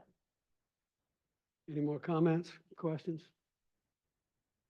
Okay, hearing none, I'm gonna call the vote. Would we like to make? We're gonna have to, well, we need an amendment, yeah. We need an amendment. I can't make an amendment. I mean, Right. motion. Would you like to make it over there or I'll wait? Make a, Gonna do it or what? you go ahead. But do we, there are two different perspectives. Yes. We made it two different amendments and two different votes, right? Because I still feel the same way about my original. Co-sponsorship doesn't explain that, but Oh, I understand what you're saying. It's just, I could still feel the same. But you're in favor of the 10,000? So I would make a motion that we amend it to read that we grant the 10,000 cash, but we do not grant the in-kind security protection.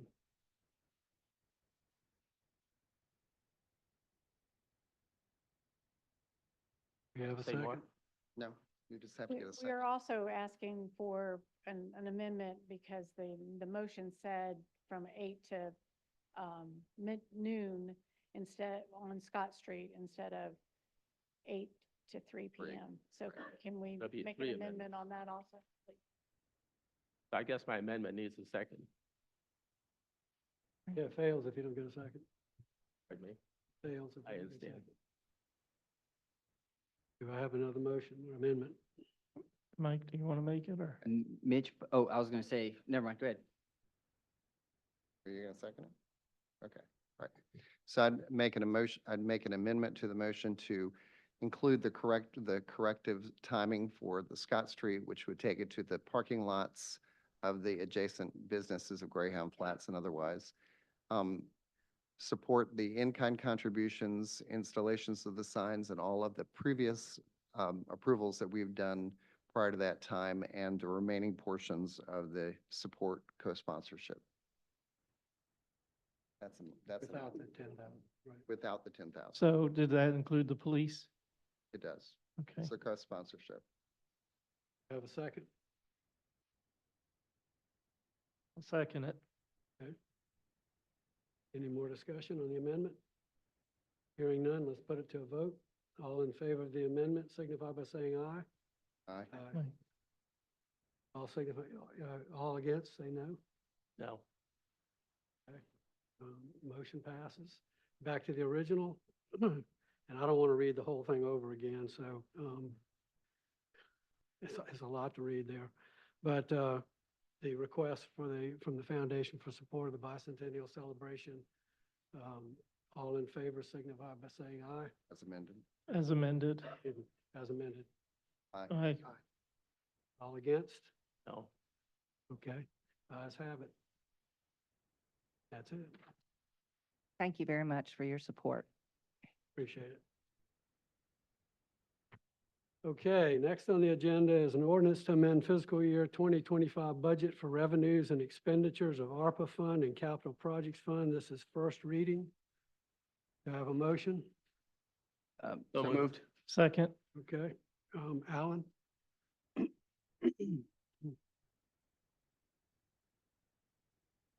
And good evening, Mayor and Council. This budget amendment is to formalize the final ARPA obligation amounts for the projects and identify needs that the council authorized the city manager to handle by a prior budget amendment adopted at the special council meeting on December 17th, 2024.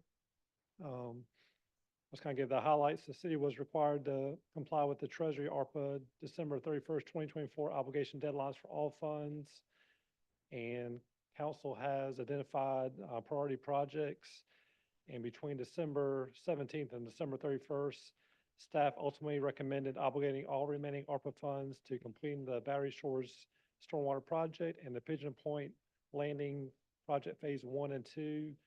The city manager has executed these contracts for these obligations based on the city council priorities and staff recommendations during the last 2 weeks of December. This budget amendment appropriates that remaining calculated ARPA unobligated balance. And just a brief summary about the budget amendment. The city originally budgeted about $157,000 for the Carnegie Library Interior Project, but we're not able to meet the Treasury obligation deadline, so we're going to reallocate those funds to those other identified projects. And the city also originally budgeted $31,260 for unfunded department requirements, but decided to devote that money to those two projects.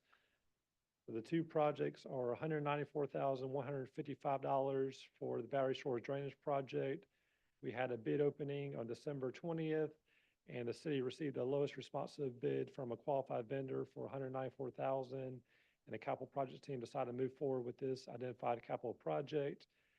And then finally, the remaining amount of $239,222, but the final obligation was for Pigeon Point Boat Landing Project Phase 2. This gets us into Phase 1 and 2 being fully funded as we search for grants and other funding sources for Phase 3 for construction. And in your attachment, we had the budget ordinance and also a summary of our ARPA funds as we stand as of December 31st. Happy to answer any questions you may have. Any questions from anybody? Okay, hearing none, all in favor of the ordinance to amend the fiscal year 2025 budget for revenues and expenditures of ARPA Fund and Capital Projects Fund, signify by saying aye. Aye. All opposed? Ayes have it. Okay. Thank you, Alan. Well, I guess you're going to do the next one too? Yes. Okay. Excuse me. Next on the agenda is the Accommodations Tax Grant Award, the A-Tax recommendations. Alan, do I have a motion? Motion to approve. Second. Okay, Alan. Before we get into the ATAX recommendations, yeah, no problem. Before we get to the ATAX recommendations, I want to just address a question that was raised at the November 19th special work session about the $100,000 budgeted for Downtown Twilight Initiative. The city budgeted $100,000 in the state ATAX fund in both fiscal year 24 and 25 for Downtown Twilight Initiative, but it was intended as a carryover as a Tiger Team Committee was formed in January 2024. The total budget amount for Downtown Twilight Initiative is $100,000 as it was originally budgeted in fiscal year 24.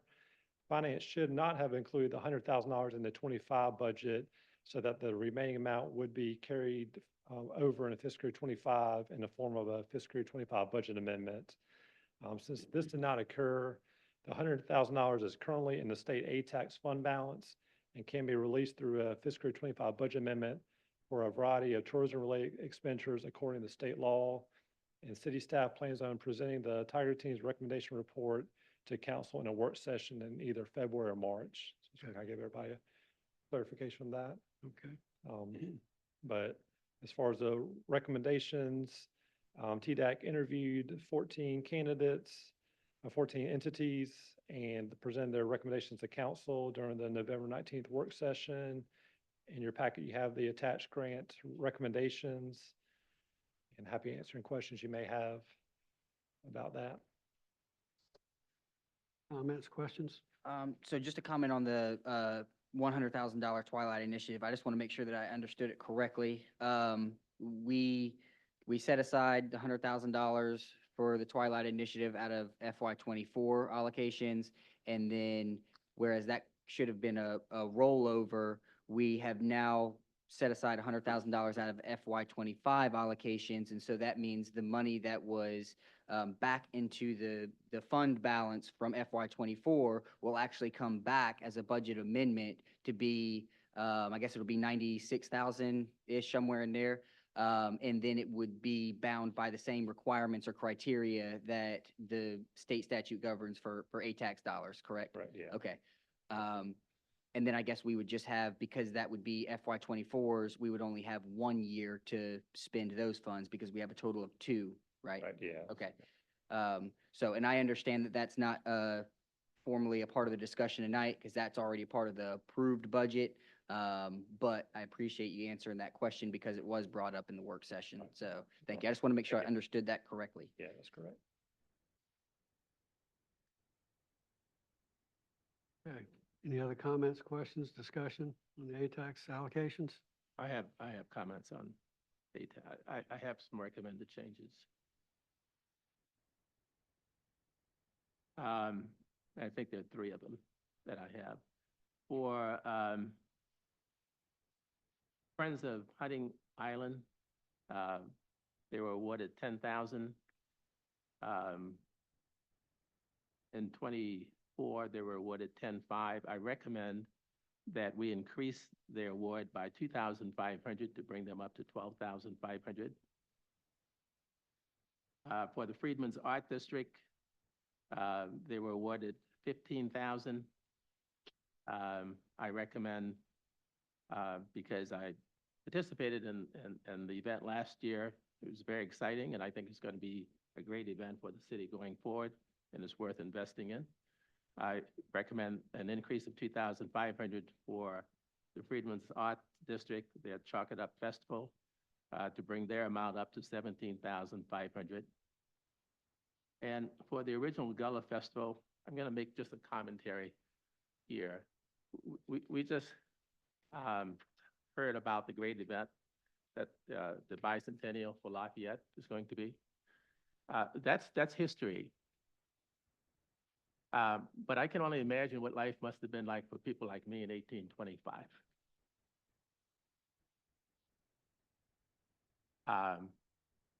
I applaud the fact that we're celebrating the bicentennial as we should. But that history that was going on for folks like myself in 1825 is worth telling also. Because I feel that if that history was told, we all would be better, because we'd understand why we are where we are today.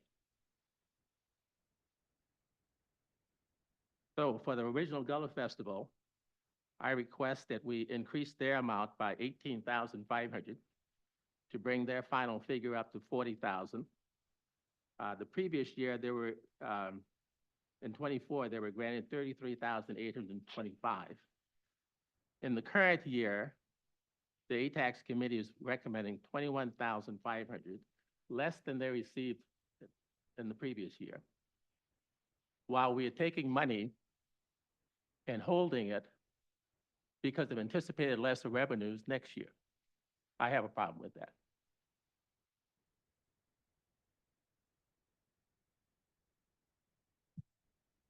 Put that as a form of an amendment? That is an amendment. Second? You want to talk about that first? Yeah, he seconded Do it it. second, Let's we open can for discuss it. discussion. Oh, okay. We couldn't discuss it if we didn't have a second. But you seconded the amendment? I seconded seconded the the amendment, He yeah. took it as an amendment and I seconded. Okay. So you can discuss it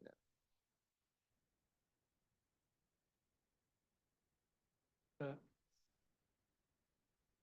Motion, he seconded, I he second. seconded. Now it's open for discussion. So now, okay, so now the amendment's open for, Right. all right. So I made some commentary in the work session in regards to valuing the TDAC committee and the work that goes into grading the applications. And then I made another comment about the funds that we were setting aside. And my thought then was, I think it's prudent to set aside funds if we're expecting lower occupancy rate. And I think we were expecting a 7% lower occupancy rate for next year. So $47,000 seemed appropriate. I have added a part 2 to that thought because I think there could be value in, if we're seeing $11 back from every $1 that we put into marketing, perhaps there is value in putting that $47,000 or whatever the remainder is after we talk about this tonight into marketing. And I guess I am really agnostic to it. I could go either way, whether we roll that over into next year, which I still think is a very thoughtful approach for the TDAC committee, or if we decide to put that into marketing and try to have more of an economic return by investing those funds.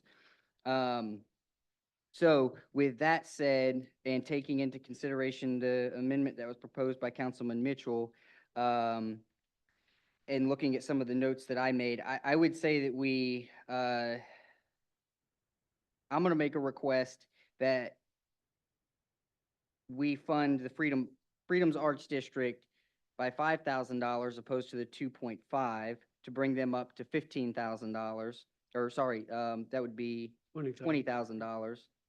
And then,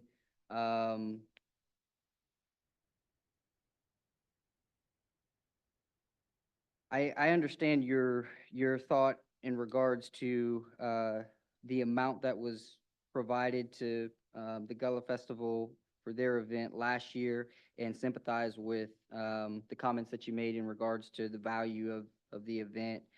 And I guess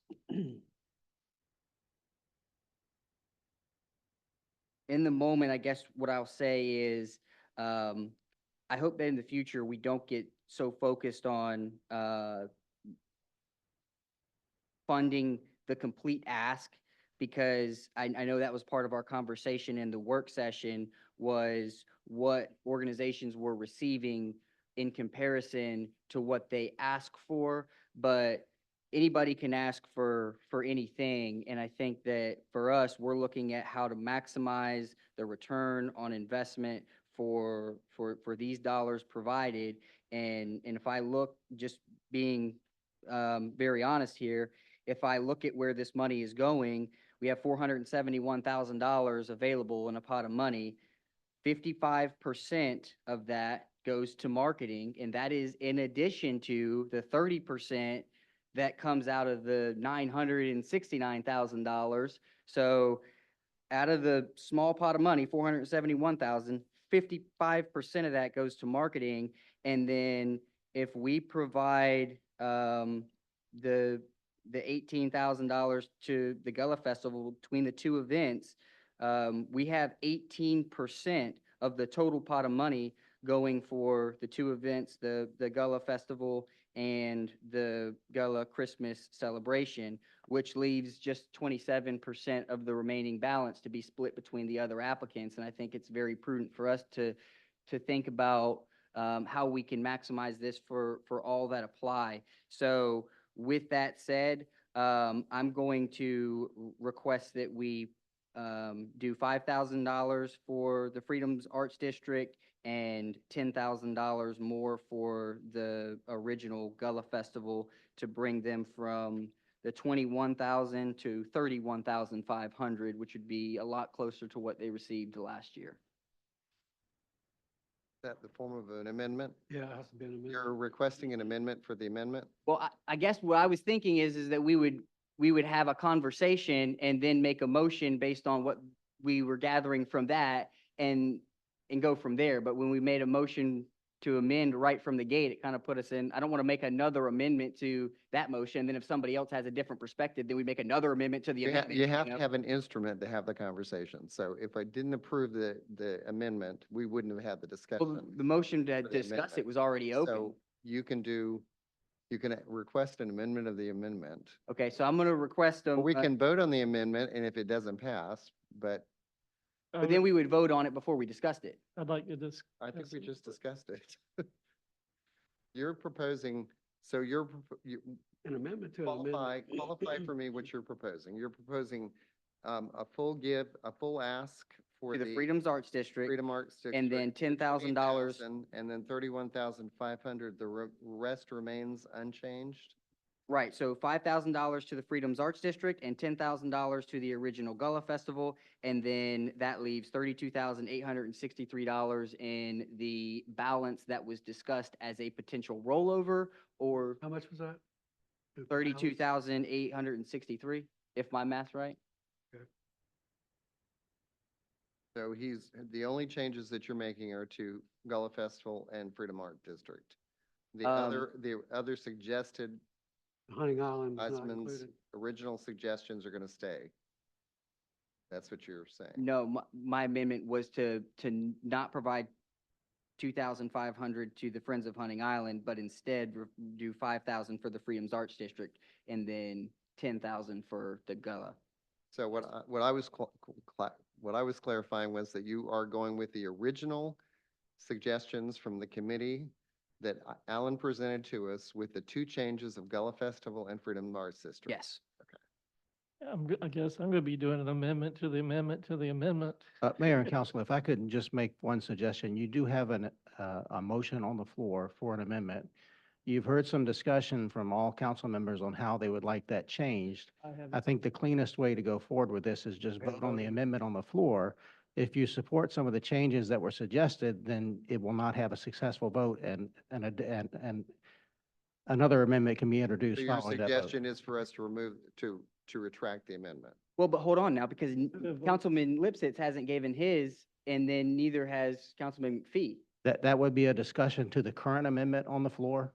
And then through the discussion of the current amendment, if there is waning support for the amendment, it will be evidenced by the vote on the amendment. And then you can introduce a subsequent amendment if that amendment fails. So that would keep it clean. Okay. So we're That going make to vote sense? on the original Well, can I amendment tell, kind of? proposed by Councilman Mitchell, correct? Is that what I'm hearing? Yes. Yeah, we vote on the original amendment Yep. by Councilman Mitchell. No, that's not And what if he that was saying. fails to pass, then. Then a you subsequent entertain amendment can be another introduced. amendment. Correct. Yes, but in the course of the discussion of this amendment, everyone should get a chance to voice Okay, how they would like to see it changed, so you know whether you would support a subsequent amendment or not, so. Okay, I'm okay. Neil, go okay, ahead. yeah. So I'm looking at what everybody got last year, what they're getting this, what we're proposing this year. Hunting Island's pretty close to where they were last Okay. year, just a Hold little on, bit down. hold on. We're going to go ahead and vote. We're Oh, gonna we're go ahead and voting. vote, and then if it fails, then if it Okay, doesn't, I it's gonna misunderstood. fail, Obviously. so. Okay, I misunderstood. Okay, all in favor of the amendment by Councilman Mitchell, signify by saying aye. Aye.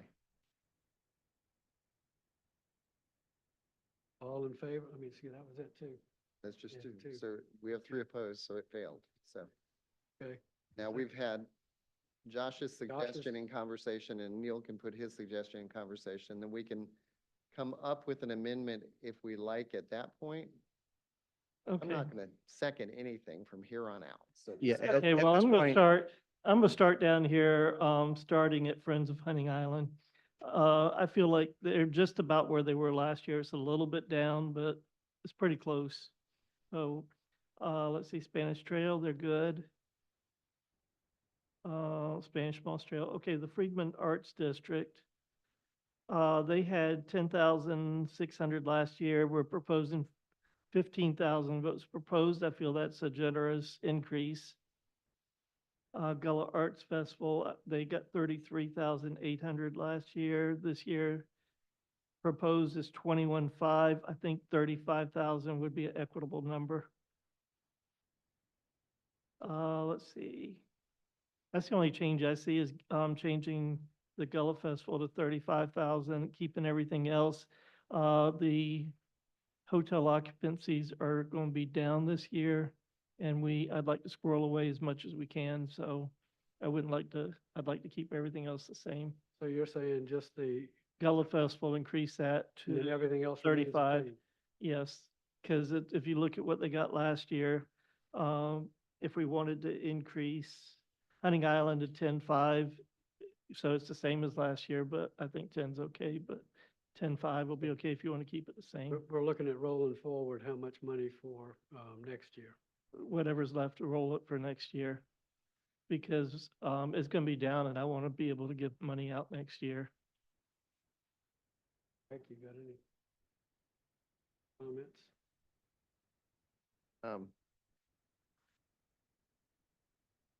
No, I'm good. Okay. I'll go with the will of council. Okay. I sort of feel like we need to have some money that carries over because I do feel that, according to what we're hearing, that occupancy will be down a little bit next year. But I am in favor of increasing the original Gullah Festival. And I'll go along with what Neil said, so. Yeah, I can and live with if, that. I'm sorry.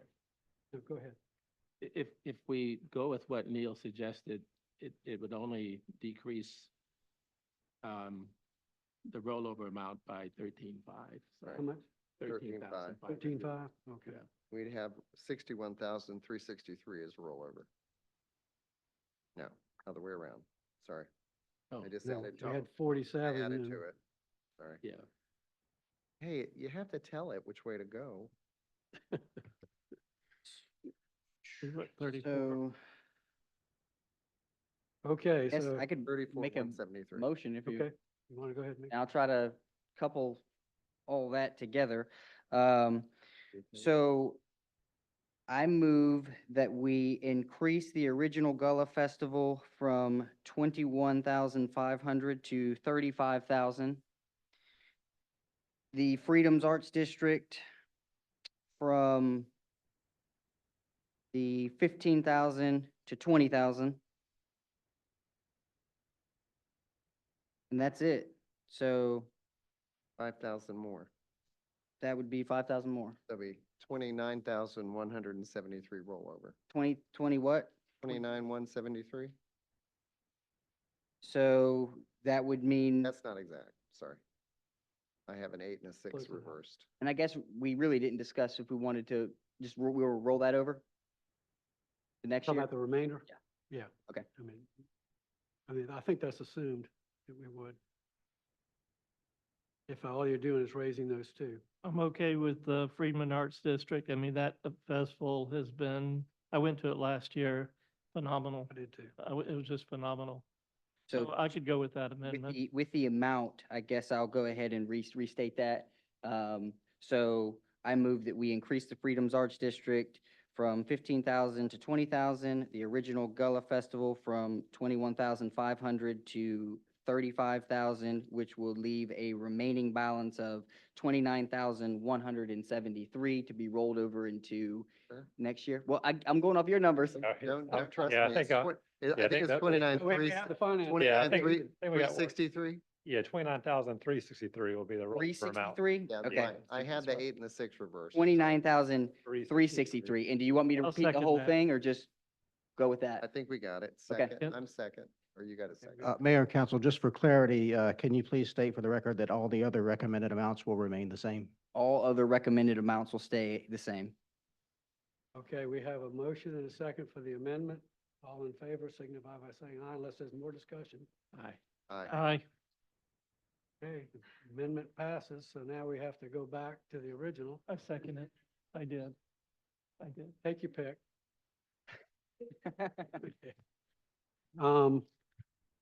Okay, so going back to the original amendment, the accommodations tax award recommendations, As amended. as amended, all in favor, signify by saying aye. Aye. Done. I know that was confusing. Hey, that's all right. Yeah, we got it. We got it. We worked through it, though.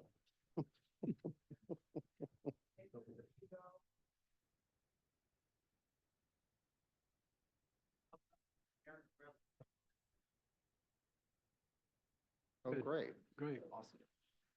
Okay. All right.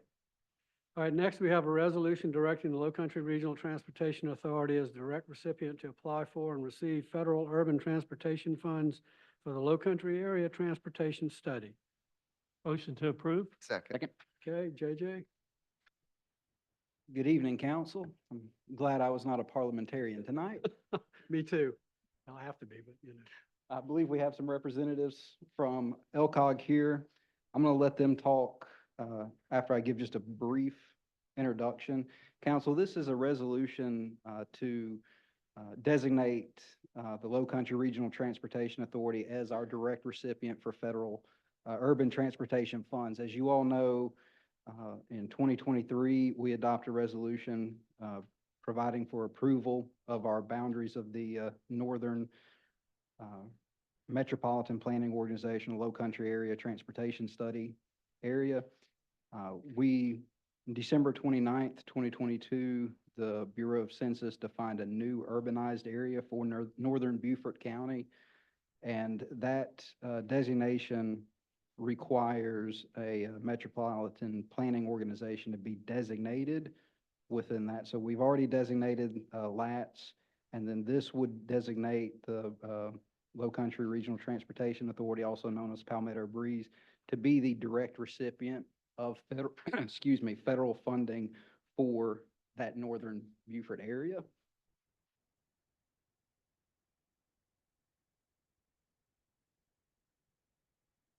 Thank you, Mayor and Council. My name is Brian Sullivan. I'm the new Executive Director at Palmetto Breeze. And speaking on behalf of the Low Country Regional Transportation Authority, and then we have Stefanina, who's here with the Low Country Council of Governments. And so essentially what this resolution does is it allows our organization, the LRTA, to then now apply for federal funding that's matched with local funds. And so we have been to the town of Port Royal, and they have passed a very similar resolution, basically to serve this new urban area. So we have a new, in the federal transit world, urban area of Beaufort Port Royal. And so that opens up a whole new pot of federal funds to serve this area. And so with this resolution, then we can formally and officially apply for those funds and then put together basically massive spreadsheets that look at the proposed services that we propose to do in Beaufort and Port Royal and the surrounding unincorporated areas of Beaufort County. Stephanie, do you want to speak or you keep? Since you've been here all evening, you should say something. Yeah. Well, thank you. Just you want to mention, we are doing a transit study right now that's focused on the Northern Beaufort area. So that will help guide us in what we can use this grant money for in the future. Are y'all gonna be looking at trolleys? The word trolley has appeared. Okay, good. I think that's considered a theme vehicle, Mr. Mayor. I know that, but that's all right. We need it. I'm going to make this comment, and if it's incorrect, you can correct me, but my understanding is that there is also a survey on the website, that's lowcountrycog.org. And that survey opened up November 1st and will close January 31st, and it provides the community the opportunity to fill out a survey in regards to whether or not public transportation is important to them, and if so, how often would they use it. So if you have the time, again, the website is www.lowcountrycog.org, and the survey closes January 31st. That's correct. And it is on our website. It's linked on the city's website. So Okay, any other comments, questions? I'm gonna call a vote. All in favor, signify by saying aye. Aye. Okay, motion passed. Thank you. thank you all. Safe drive. Next, we have a resolution supporting DOT roundabout project on Laurel Bay Road at Stanley Farm Road. So moved. Second. Okay, JJ? Good evening, council. This is just the resolution supporting that project that we discussed back at the November 12th, 2024 City Council work session. Council will remember representatives from DOT came and presented answered any questions that we had. We really didn't have many questions. I don't remember any public comments for that particular item. They did hold a public meeting at Burton Wells Park on August 1st, where they gave a summary of the feedback they received from there. Right-of-way acquisitions did begin for this project later in 2024, and they expect to go to construction in late 2025. Does council have any questions about this project and the resolution? Anybody have any comments, questions? Okay, hearing none, all in favor of the Hold resolution? on, one more. I have the comment. The comment that I made, and I made it at the work session, was that they cooperate with the intermodal trail and the redesign of the lights that were not on the original plan, but were acknowledged that evening. So that intermodal trail is taken into consideration where it crosses Stanley Farms Road. Yes, sir. That was the only thing. Thank you. All right, all in favor of the resolution supporting DOT roundabout project on Laurel Bay Road at Stanley Farm Road, signify by saying aye. Aye. Mhm. All right, next is an authorization to allow the city manager to enter into a memorandum of agreement with Beaufort Jasper Water and Sewer Authority for cost sharing of utility relocation on Duke Street streetscape and stormwater project. JJ? So moved. Oh, yeah. Second. Second. Mitch Good did. evening, Mayor and Council. I told you back in December that you would be seeing several of these coming forward on some of our other outstanding projects. This is the same MOA that council approved for the downtown point drainage projects. Councilman Scaletti raised some questions back in December about the, some of the language in the MOA. Our city attorneys reviewed that. Y'all have a attorney-client privileged memorandum that was provided to council for that. We did speak to South Carolina DOT, Beaufort Jasper Water Sewer Authorities, legal counsel, and it's not a MOA that they are willing to modify in any way. It's a standard form that's used all across the state on these types of projects.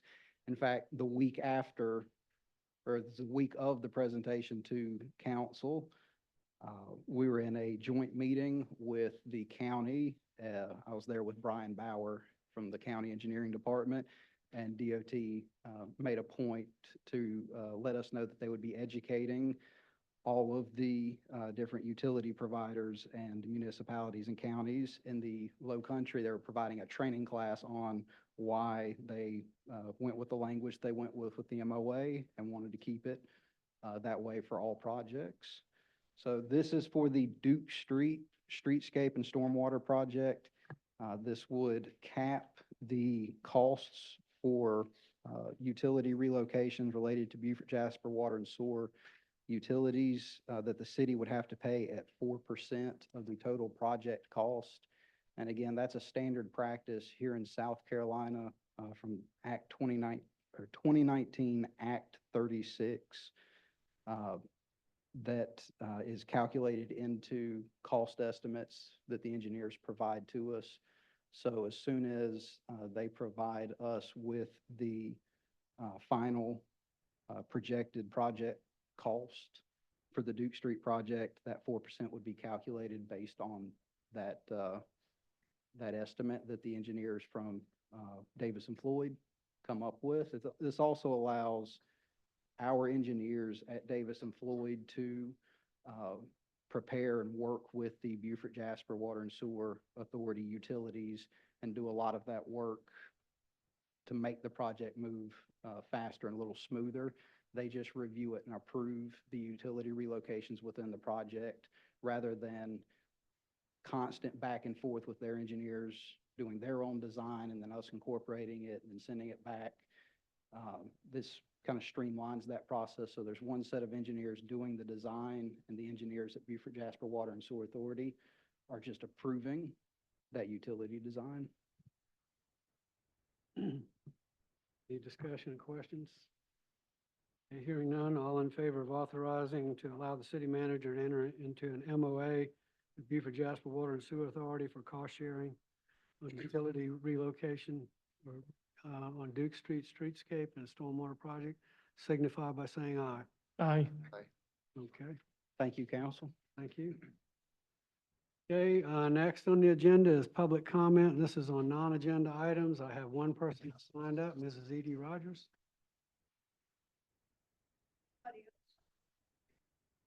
We did, but she was on an agenda item and she's here.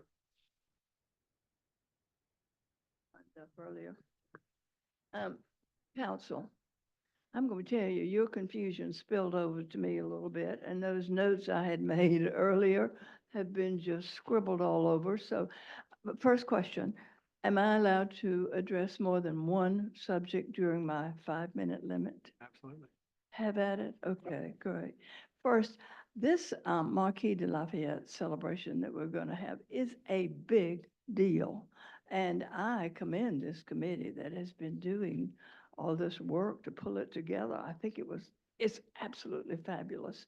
The other thing I think was really nice tonight was the send-off for Frank Mueller, who has been with the city for so long. And the suggestion that was made in the workshop, and I believe passed, that we would rename South Side Loop for Clayton. We've had a Clayton Cooler.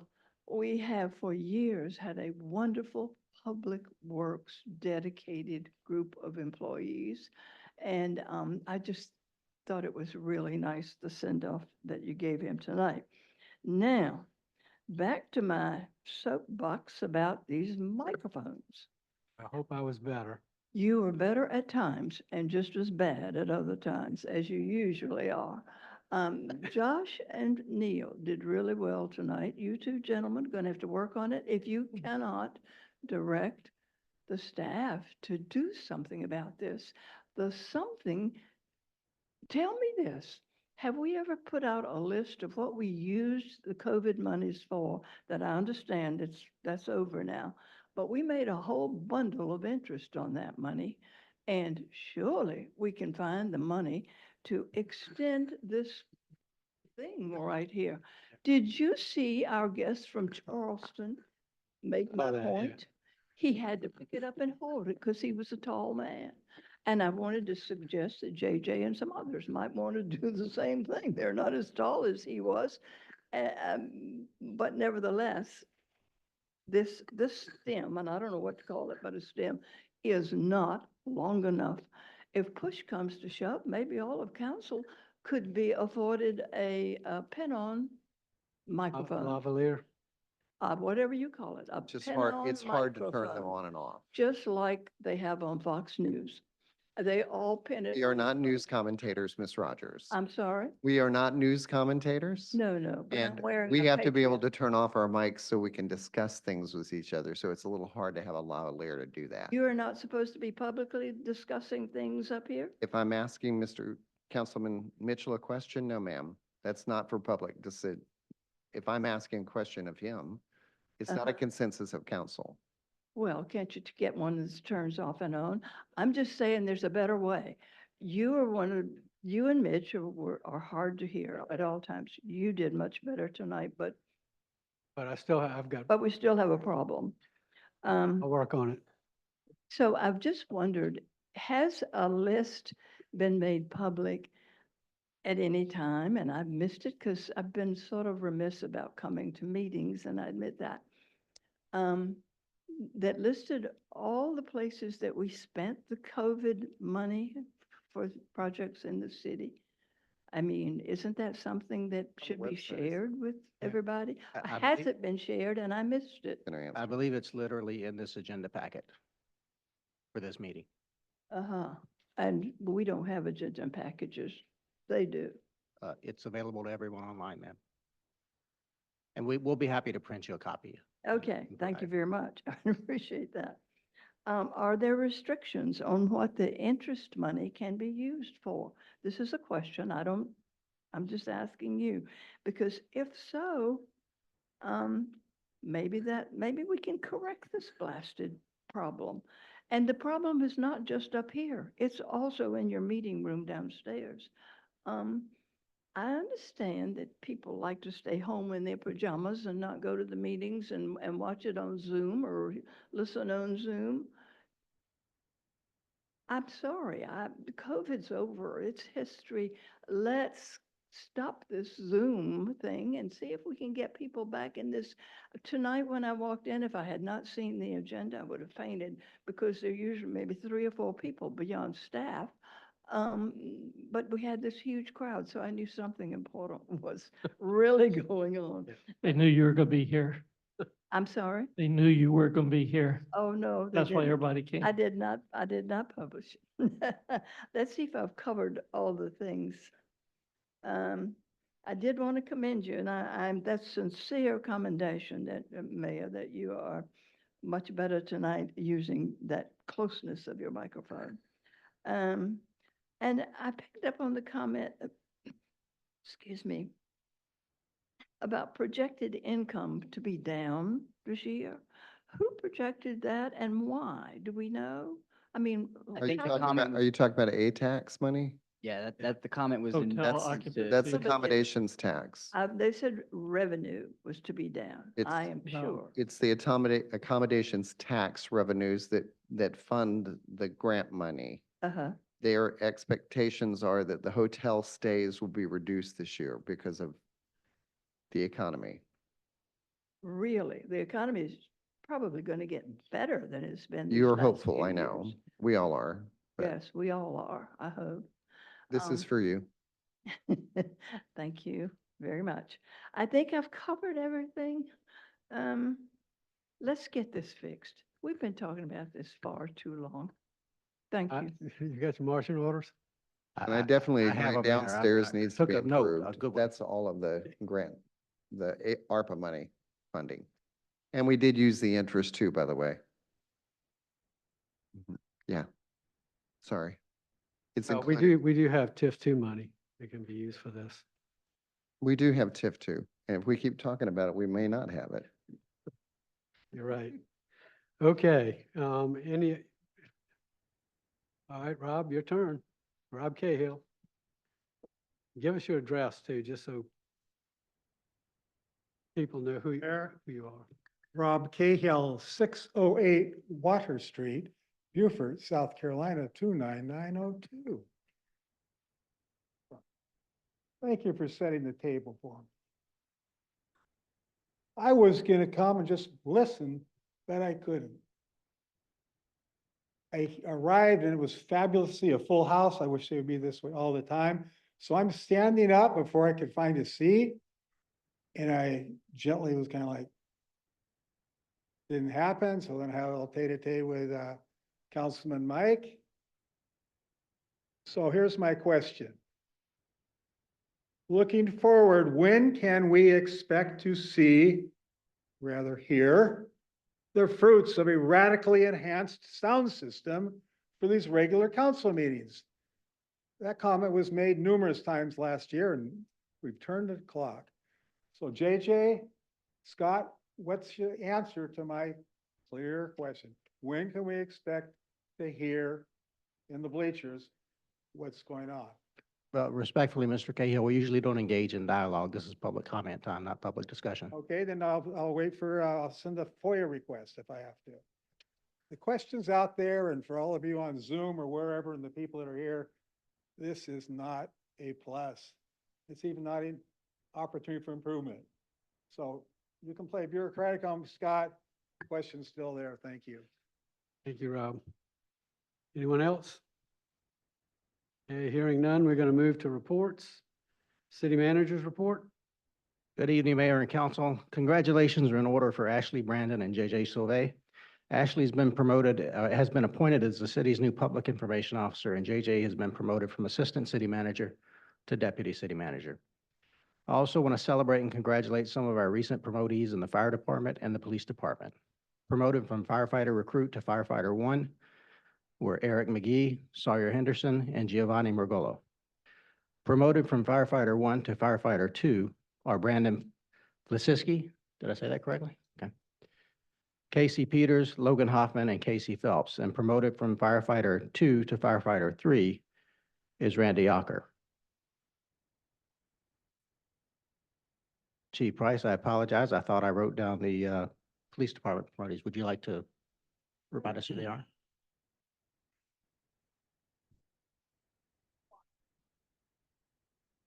The City of Beaufort has received the Government Financing Officers Association Distinguished Budget Presentation Award. This is the 8th consecutive year that the city's received this award.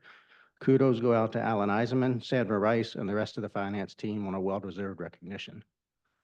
There will be a joint meeting of the City of Beaufort and the Town of Port Royal Councils this Thursday, January 16th at 6 p.m. at the Port Royal Town Hall on Paris Avenue. There will be an annual parade honoring the legacy of the Reverend Dr. Martin Luther King Jr. on Monday, January 20th at 10 a.m. downtown.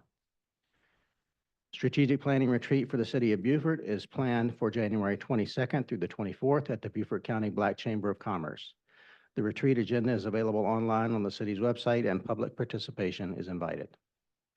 And lastly, the Beaufort Oyster Festival main event is coming up Saturday, January 18th, 10 a.m. to Sunday, January 19th, ending at 4 p.m. It's at the Waterfront Park. Come down, don't miss all the live music, the exhibits, the great food, the cornhole tournament, and lots of other exciting activities. Any questions? Questions? Yes, you forgot one promotion. Sitting in the back of the room, Sarah. Sarah. Oh, yes, Sarah, I apologize. Sarah Sutton was promoted to the manager of downtown events. So congratulations to you, Sarah. Okay, now for the mayor's report. Scott's covered pretty much everything on upcoming events, and also congratulations going to everyone who's promoted. I also want to thank everyone for attending this evening, and for staff for their work over the holidays. I also want to thank my fellow council members for covering for me when I was ill over the past couple of weeks. Do want to mention that attended the Phase 1 ribbon cutting at Southside Park back on December 19th. Went to the holiday gala at Paris Island hosted by Brigadier General Williamson. Went to the menorah lighting we had in the Waterfront Park on December 26th. Went to the fire department's 150th celebration at Station 2 on December 31st, and attended the fireworks display at Waterfront Park on New Year's Eve, and that's thanks to BAHA, the Beaufort Area Hospitality Association, for that. So with that, I'm going to start on my right with Councilman Mitchell. See if I can do this right. I'm just tired of being chastised. I promise to do better. First, good evening to everyone present and those who left and those who are at home. I attended numerous ribbon cuttings since our last meeting back in December. And I'd like to thank those businesses for being in Beaufort and to welcome them here. And again, say that me for sure, is available to help to be successful in every way. Also, I attended last Saturday the Alpha Phi Alpha fraternity Martin Luther King annual breakfast. And the speaker was Dr. Saeed Sewell of Mars College. He delivered a soul-stirring speech, and I had to leave because to attend former mayor, the late Mayor Robinson's memorial service. But I was told from a reliable source that all the students that were present that morning, he offered a full ride scholarship to Mars College. So that's pretty awesome. Kind of wish I had a child ready to go. Also, want to mention that Ms. Nikisha Dawson Thompson, Mr. Tyrone Jackson, our Master Gunnery Sergeant retired Jackson, and Ms. Edith Galloway were recognized as honorees at that event for their service to the community. Also want to commend Alan Eisman and his staff for their continued excellence in handling the finances of our city. So thank you, Alan. That's all I have. So everything that he said and everything that he said, with the exception of the menorah lighting, because I was sick, I attended, and then the additional ribbon cuttings in your absence that we all did. So thank you for staff, especially finance, for great reports this evening, and for the government finance certificates of great achievement, well-deserved. I think that's all I had to say. Councilman Scaletti. So along with all of the events that, no, I'm kidding. So was at a lot of events and was able to do a lot of things over the last month, one of which you'll appreciate, Rob, was my introduction to pickleball. So Tracy, Rob, I don't know if there's a local belt on the line, but I might be coming for it soon. And I also signed up for the cornhole tournament at the Oyster Festival again, so I'm excited to hopefully redeem myself from. That's what the bags fly at one was. That's what I the did bags not, fly at I one. could not figure that out. That's what it is. So many of you know, I'm in the leadership Beaufort. This month's focus was on nonprofits. And so I was looking through the list of nonprofits, and the name Marin Mascaro jumped out at me because it's a girl that I went to high school with and know very well. And she is the Beaufort area coordinator for Second Helpings. And so I volunteered for that nonprofit for a couple of hours to report back to the leadership group this month. And I just wanted to make note of a couple of things to bring up to you tonight, and that is, so Second Helpings, if you're not familiar with them, they're basically leaders in our community who identified two problems and then are working together as volunteers to bring a solution to both of those problems. One of those problems is the fact that 80% of local children rely on free or reduced price lunches. Some towns even report higher than that, which has a significant impact on their nutrition and their health. Their immune systems are typically weaker, so it hampers their growth and development. And then the problem number two is that 40% of food produced in the U.S. goes to waste, with most of it ending up in the landfills. So Second Helpings goes to these stores, Food Lion, Walmart, and the food that's fixing to get thrown out, they intercept and then take to the local food bank. So they're not a food bank, but they're just that middleman that brings from the businesses to Help and Salvation Army and other food pantries that try to get meals to families who are, perhaps within 24 hours. So for me doing a ride along, in the one day, we were able to make 4 stops to different stores, collect about 1,100 pounds of food separated into deli, bakery, and produce, and then distribute those to food pantries to get to families in need. But collectively, some of their 2023 achievements are they fed 20,700 food insecure individuals, which is approximately $6 million worth of food. There was a total of 468 volunteers who contributed over 21,000 hours picking up food from vendors and distributing to local pantries. And so while the one day that I did a ride along was just an introduction, when I went back and started looking at some of the accomplishments of this organization and many other organizations that work to provide for families that have less, I just wanted to commend those efforts. After doing that ride along, the new executive director for Second Helpings, Amy Collins, reached out to me and wanted to sit down for coffee. We sat down and just talked about maybe how the city could help them in their mission, and she was actually interested in how they could help us. And I'm like, you're already doing that. You're helping our entire community with an organization of 5 staff members and 468 volunteers to accomplish what they do is pretty impressive. So I was thankful for that opportunity, and so I just wanted to commend them, and that's all that I have. Just playing with you, Edie. I'm sorry. I just had to do that.